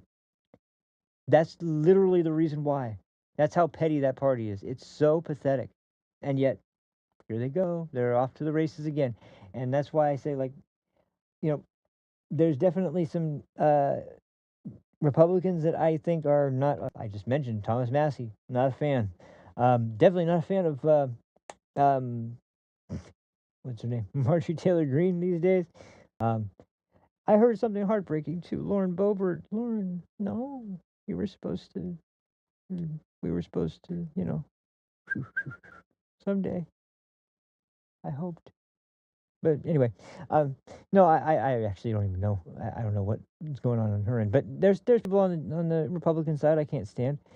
But when it comes to overall, who is going to maintain some degree of American culture and law and our basic constitutional rights to a degree that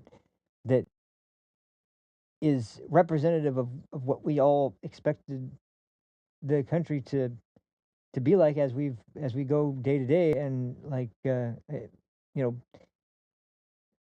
I don't even know exactly how to say it, but basically, essentially, there's only one party that's going to not be constantly trying to find a weak point on the other party just to get them one up on them, and because you notice like conservatives and Republicans are they do reach out to the other side, and they do occasionally find someone who on a subject they'll work with.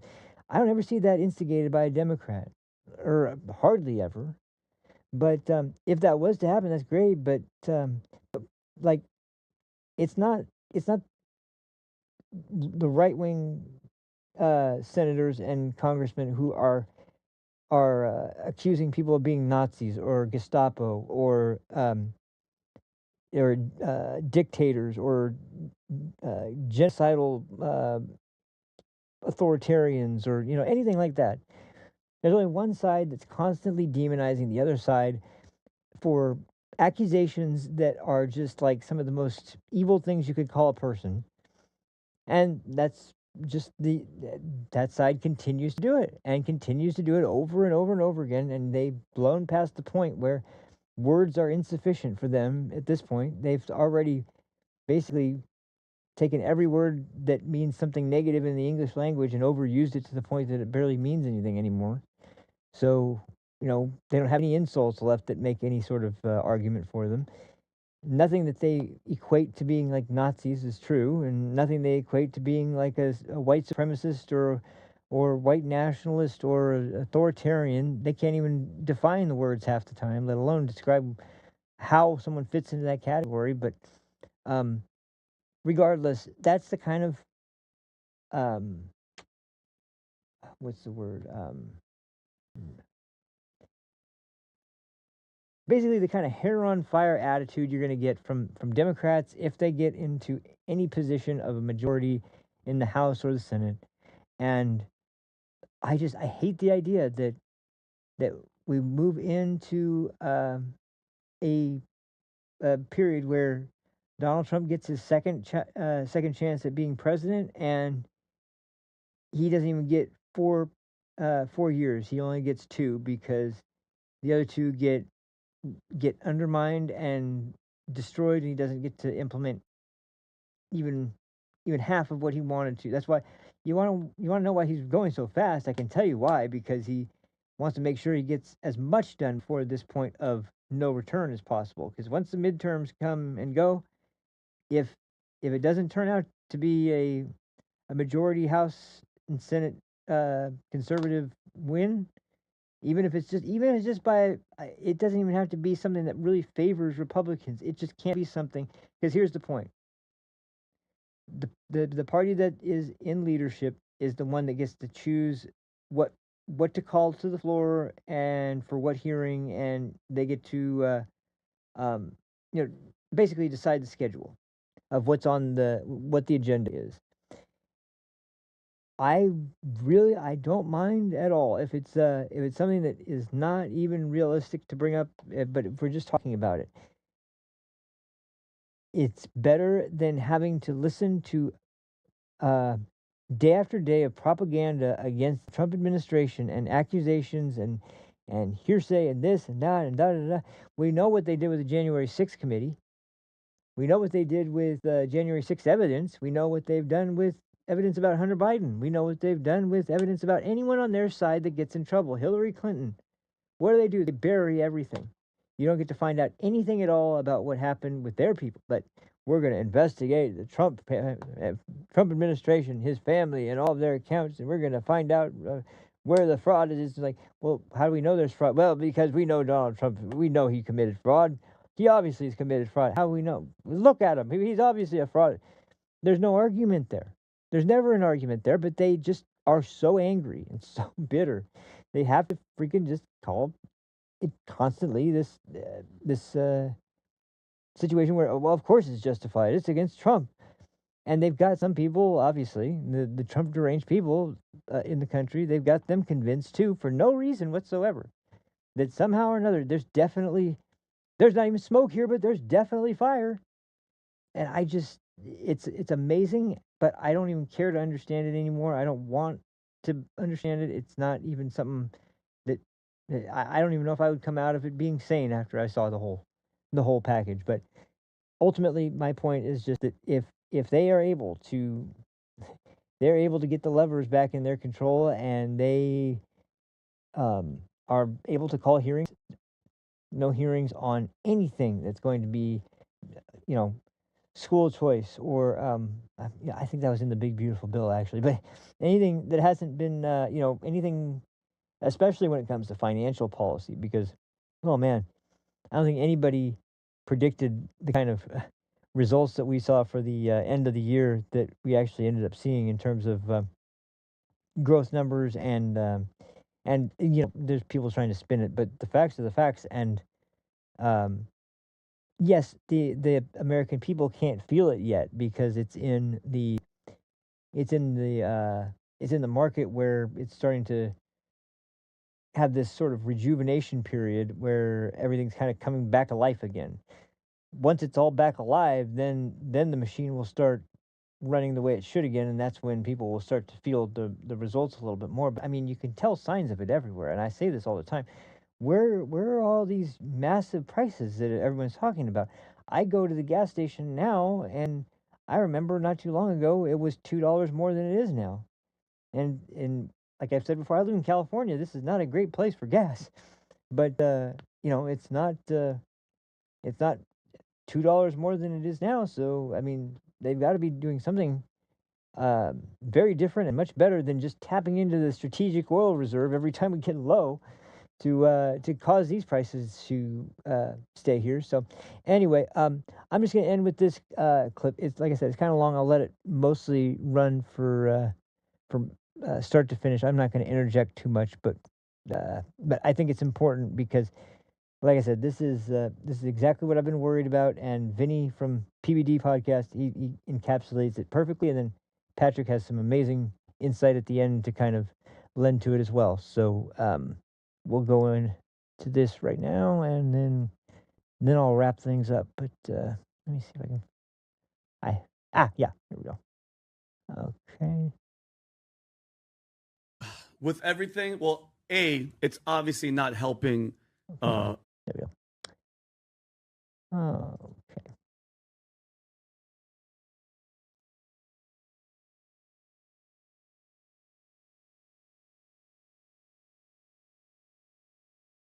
With everything, well, it's obviously not helping the movement, because at the end of the day, and we've had many conversations about this, the real enemy, okay, foreign and domestic, all that stuff. While all this is going on, what do you think the other side, the left, is doing? What do you think Gavin? Notice how Gavin during this, nice and quiet. You guys go ahead, eat each other alive, all of you. And who else, Adam, knows what's brewing? And I get it. And I already know some of the audience will be like, how? Oh, you guys are moving on. It's not about the midterms. No, listen. There's the guy that allegedly shot Charlie, God rest his soul, is in court. We're going to find stuff out, okay? Yes, I have questions. The George Zinn, who the hell was that guy? Who was he working for? Don't even try to act like that guy wasn't involved with the situation. So there's a bunch of layers, and God willing, I have hope they're gonna figure it out and let people ask questions, okay? What it's doing for us, thank God JD Vance, at least, bro, at least. I know Nick and all these guys, Palantir, he puts like 9 different connections, his father's uncles. I don't give a damn. Thank God JD went out there and said, hey guys, enough of this nonsense, enough with transgenders, enough with the fighting. It's America, okay? Stop, focus, all this soap opera crap that's happening, focus on the thing at hand, Pat. And I hate this. Ben Shapiro, by the way, Ben Shapiro, when's the last time he even did anything with Turning Point? He's not involved with Turning Point. Him and Charlie, it's not like him and Charlie were boys. They didn't hang out all the time. And you know what it is, Pat? It's the common denominator, and why he's losing all these subscribers. I think the big common denominator, and what started with Candace, why did Candace get fired from Turning Point? I mean, I'm sorry, not Turning Point, Daily Wire. Her comments she made about genocide, and this all goes to Israel, and Ben, yes, he loves America, but he's hardcore Israel, and the common denominator with Tucker and Candace and Nick and Megyn Kelly, they criticized at Obviously, some more than other Israel, and Ben is hardcore Israel. And shame on him. You open up Turning Point. You haven't been there in years, and you crap on everybody there. Enough of that.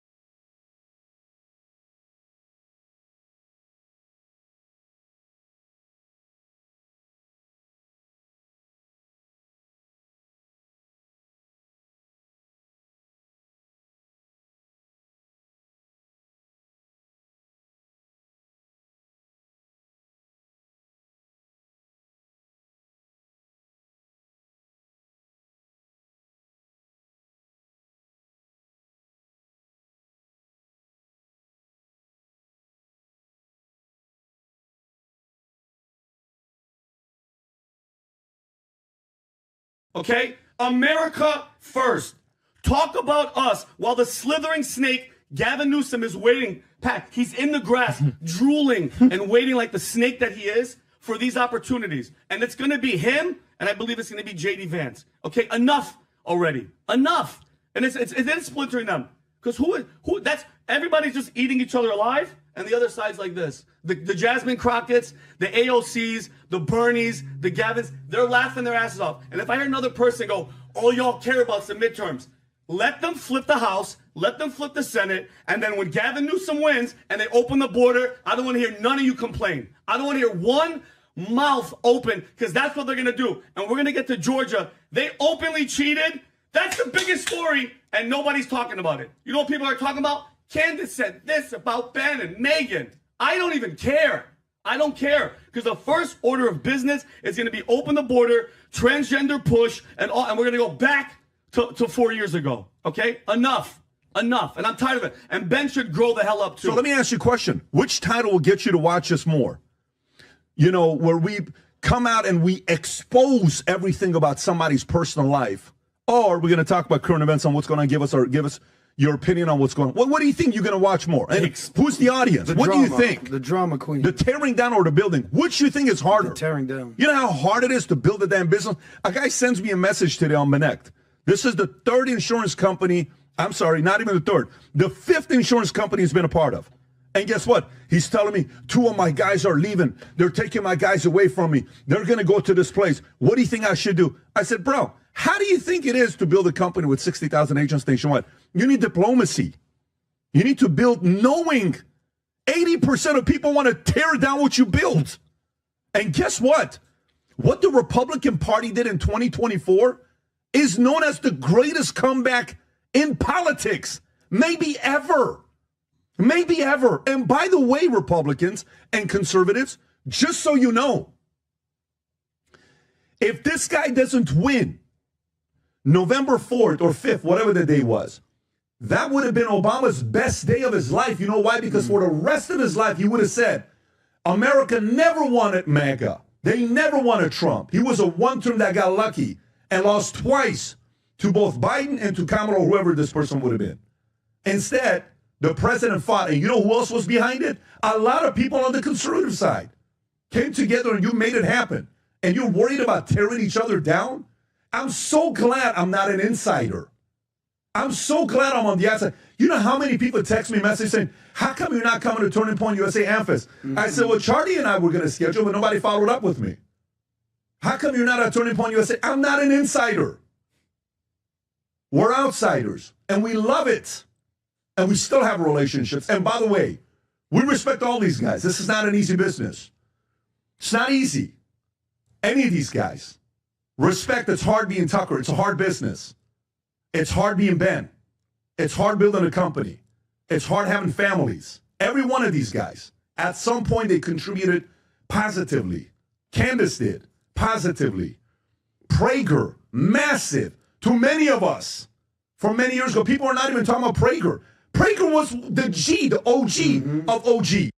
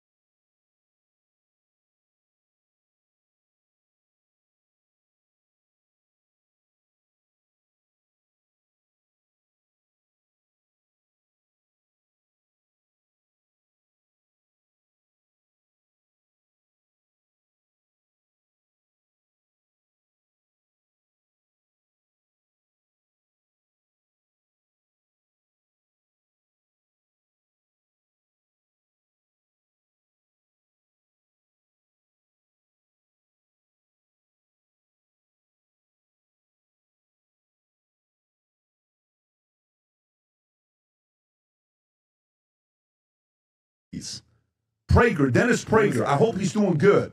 He and his wife, I hope they're doing good. Sue everybody, I hope they're doing good.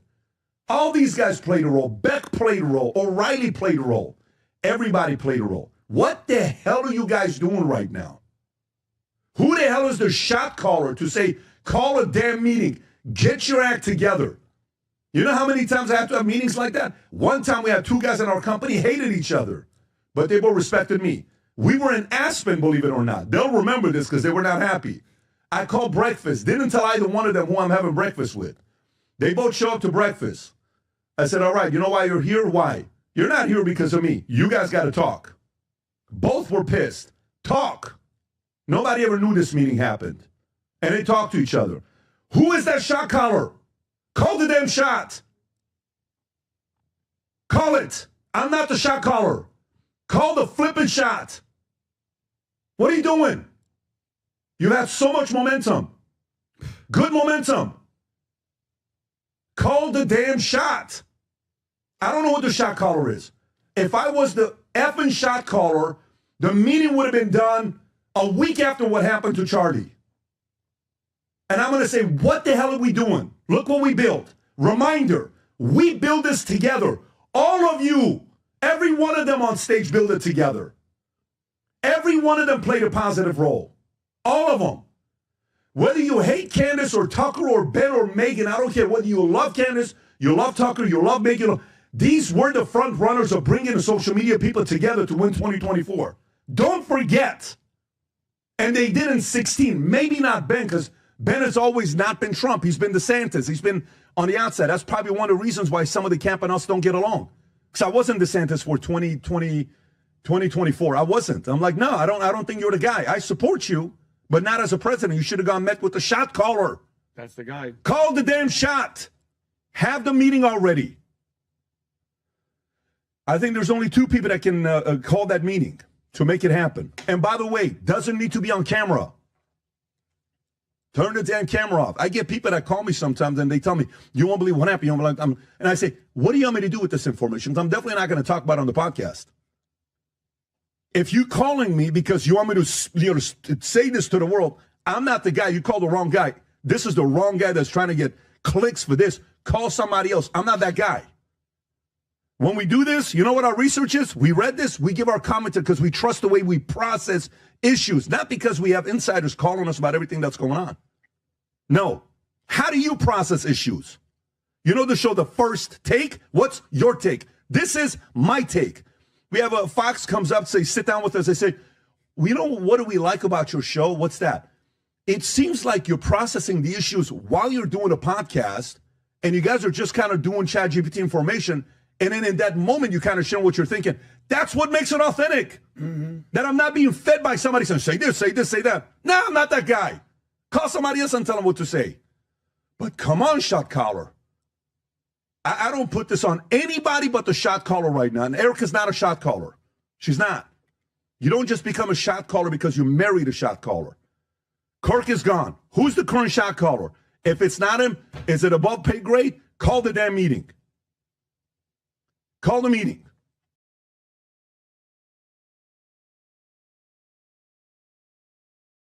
That's what I meant by that was, that was something when I finally saw it, I was like, man, that I've been feeling that for a while, and it's something that needs to be decided on because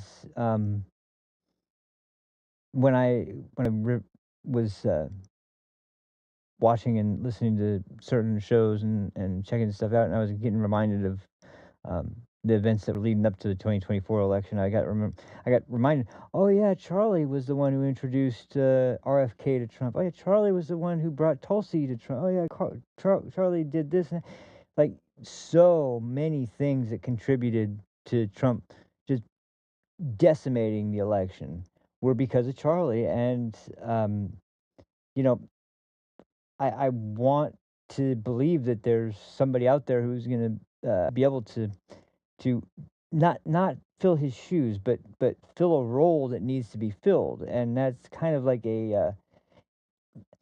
he's making an honest point here, but we really need is a mediator of some kind, or somebody who is going to at least discuss the terms by which people are going to be if you are if you're concerned at all about the big picture here, here's the things to keep in mind, and here's the things to avoid. And and so I don't. I agree with the sentiment, not every single point, but basically the reason that was so important to me was like, we get this void that hasn't been filled since Charlie got shot, um, and at the same time, I see the stuff going on with like like I said, Tucker. I'm just like, until you get your head on straight, man, and decide whatever it is, like. I'm sorry. The idea of buying property in Qatar because you're an American and that's okay and that's a great thing. The whole sentiment makes no sense. It's that means what exactly? I mean, that's kind of pointless information that shouldn't be celebrated by Americans for any reason. I don't see why that should be celebrated by the people in the country. It doesn't help anybody in the country at all.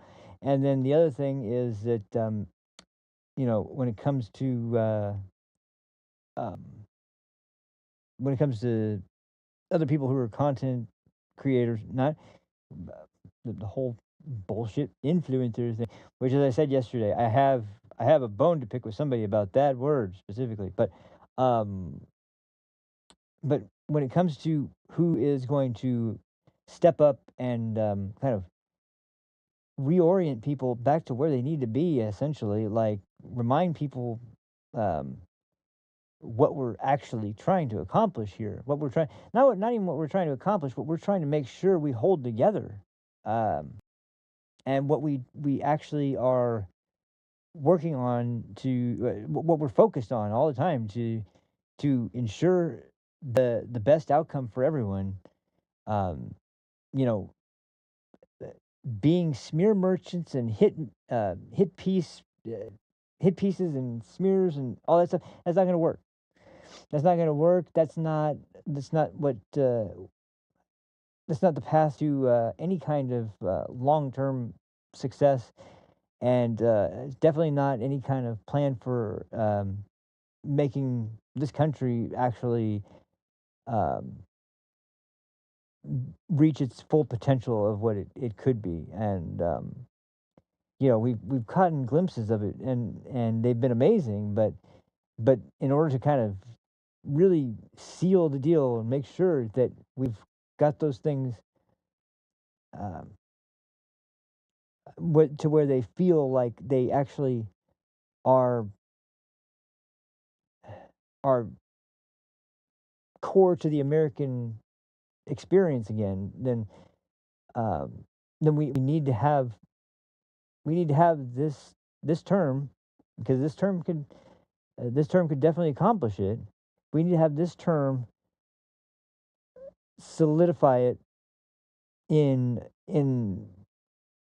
the actions it's taken, and man, once again, through all the stuff that's happened, it's amazing that they've still been able to accomplish as much as they have. They have done a stellar job.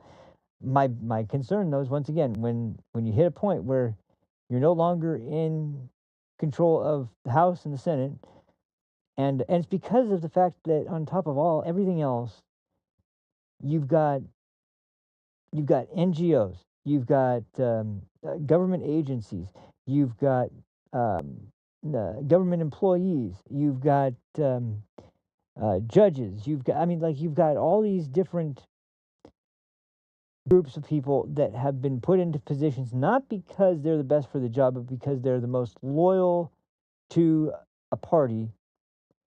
And more often than not, I know the Democrats would laugh at this, but they're completely unprincipled, and they're the only ones that would do something like this. They put people in that are loyal.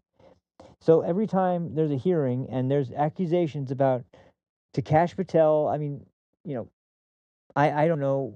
I've heard a lot of information lately about the confusion over Cash Patel and Pam Bondi, and it'll be interesting when Dan Bongino can get into the podcast again, because I know he can't reveal everything, but I'm sure he's going to drop some important information that's going to kind of be able to help put the puzzle together, essentially. Um, but what I'm getting at is that like we've got people in the country that are only there because of the fact that they are loyal to the party, to the Democratic Party, and the projection that's shown in hearings when Adam Schiff goes after Kash Patel because did you fire these FBI employees because they weren't loyal to Trump, or did you? He just hammers it constantly, and it's because nonstop, day after day, week after week, hearing after hearing, he's prepared questions for everybody, for every single hearing. He's prepared questions for the person who's showing up that is going to be an attempt to try and say that you're only doing what you're doing to benefit Trump. You actually don't care about the American people. This is to the detriment of the American people. This is only in the interest of Donald Trump. Blah, blah, blah, blah, blah. Well, sorry, but to be honest, you know, putting you, Adam Schiff, next to Donald Trump, if I was to look at these two people side by side and say, which one has done more for the country? I'm sorry, Adam, you're like you're a nothing. You've contributed nothing. You have done nothing. You mean nothing. You're an angry, bitter man who has no fucking idea what to do, no skills whatsoever, and you're completely irrelevant. There's nothing you're ever going to accomplish that's going to mean anything to anyone except your family. That's it. Hope they enjoy it. Hope you live a fantastic life, and you guys, you and your family, have a long and happy life together. But as far as the country goes, no, you haven't done anything to help the country, and to even insinuate that Donald Trump is the one who's been the divisive one, who's been the one who's tried to split everyone apart, to be the one who is making decisions that are specifically made to demonize this person or that person. No, that is the signature trademark skill of the Democrats, and always has been since I've been watching the legislative branch. And out of everyone that's been there that I've ever seen, in terms of people that are capable of constantly smearing and always having the one-track mind to smear, and nothing else, with no evidence, with no real point, but just to be an attack dog, well, Adam Schiff is one of the people on the top of that list, and I have no idea what exactly is going to come of something like that, but I can tell you one thing that won't happen, and that is that there won't be any kind of success for the country. The American people won't get anything out of it. The only thing they'll get is more suffering, higher taxes, more crime, more freaking unstable and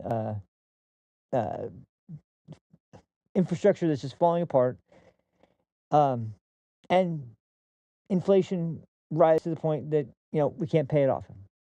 So there's only one destructive force around here, Adam, and if it had a representative, it would be you.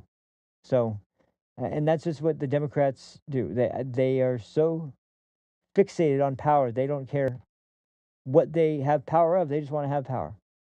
And it just seems like it really is amazing that they really don't care how much they have to turn people against each other, how much they have to sow some sort of seeds of mistrust, how they have to misuse something like Epstein, where, people are so still genuinely confused that, oh, Trump is definitely involved in the Epstein file.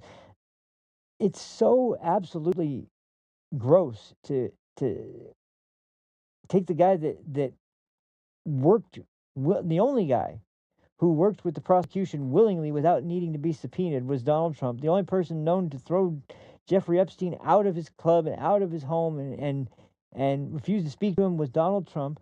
The only person Jeffrey Epstein seemed to communicate to Stacey Plaskett about was Donald Trump and how to take down Donald Trump, because he didn't like Donald Trump and he wanted to see him fail too. It's amazing that all the evidence can point to one thing, and the Democrats will gain a totally different conclusion from it. And so, to the people that aren't following along with it and don't watch all the details leading up to it, maybe it makes sense to them. But that's why I say that, and this is kind of the overarching theme of what I was kind of getting at today, is that we need to have these things talked about. People need to talk about them more often. They need to tout the successes. They need to talk about the things that have happened before, that we know are detrimental that we know will happen again, and that we see, you know, because I'm watching the way that the higher ups in the Democratic Party are starting to gear up for the midterms. The things that they're saying in interviews, the things that they're talking about in press conferences, and I'm like, here we go. I recognize this playbook. I've seen it before, and this looks really familiar. So, and I do not want to see it again, because once again, like, if I know that it's not always the best idea to use something that's related to military to make a good point about why your country is the best, aside from in terms of raw strength. But when you look at, once again, contrast that the military idea with the woman whose life was changed forever because they removed that man from the office he never won legitimately. Look at the emotion in her eyes. Look at the feeling, and look at the streets. Look at how they're erupting in cheers. I saw, and this is true of so many places, when there's a dictator removed, when there's a person of in a position of leadership that is removed from power forcibly, and the people are cheering and celebrating, you know what flag they always raise? There's only one, along with theirs maybe, but I mean, there's only one foreign flag they ever raise, and it's the United States. They always raise the United States flag, because the people in Beijing, or Hong Kong, I'm sorry, people in Hong Kong, when they were fighting for independence from Beijing, um, the people in Beijing, when they were trying to fight against the COVID lockdowns, where they were killing their dogs in the streets because they were so afraid of COVID. That was they had white pieces of paper because you weren't allowed to picket with a sign that had this or this or this, and the rules were so crazy. They're like, all right, our sign is just going to be a blank piece of paper. They had that, and they had the American flag. That was what they had. And if that doesn't send a message around the world that, like, maybe, just maybe, we're not these evil people viewed around the world as tyrants by foreign individuals. Maybe we're seen as the best hope for them and for the rest of the world. And I hope that, for the people that are actually thinking about it in terms of like, I could succeed there by helping them, and I could actually have my success be rewarded there. Like, that's a big deal in other countries where their success is just taken from them. And then some jack off in office says, yeah, we came up with this. That happens in other countries. I mean, why? I won't go down that route. The point is just that like, it's a powerful thing. It's a really moving thing to see that happen. And if that is going to continue, we have to actually live up to that standard. And I think there's no question to anyone who's being honest that, yeah, Trump is actually able to pull that off. Did Biden? I'll just leave it with that question to hang in with, and I'll call the show there. So, thank you guys for watching. I really appreciate it. This was a weird one today, but thank you guys so much. I'll just say one last time, because I don't know. Things are so random at this point, and I have no idea when I'm going to be up for doing a show. But I will do another show as soon as I possibly can. I'll leave it at that. Today was kind of almost spontaneous. I woke up. I got a lot of rest, because yesterday I was exhausted, but I got a lot of rest. I felt much better today, and so we actually had a show today. But I have no idea when I'll be. I know Thursday I have an appointment with my neurologist again, and maybe Friday, because this week I'm not going to actually be doing anything. So yeah, maybe Friday, hopefully. But I doubt tomorrow. Maybe, I won't say no, but I doubt tomorrow. So, but in any case, hopefully I'll see you by Friday this week. But in any case, I'm trying to get to a point where I can do more, and that's why I'm really trying to figure out what's going on here. But in any case, as soon as there are more, as soon as I can do more episodes, I will. But until then, thank you for watching, and I'll see you guys on the next one. And until then, take care of yourselves. Have a good one, and I'll see you next time. Peace. In 5, 4, 3. That's tomorrow, and that is it for us today. And we will leave you with a. I can't do it. We'll do it live. Okay. We'll do it live. Fuck it. Do it live. I'll write it, and we'll do it live.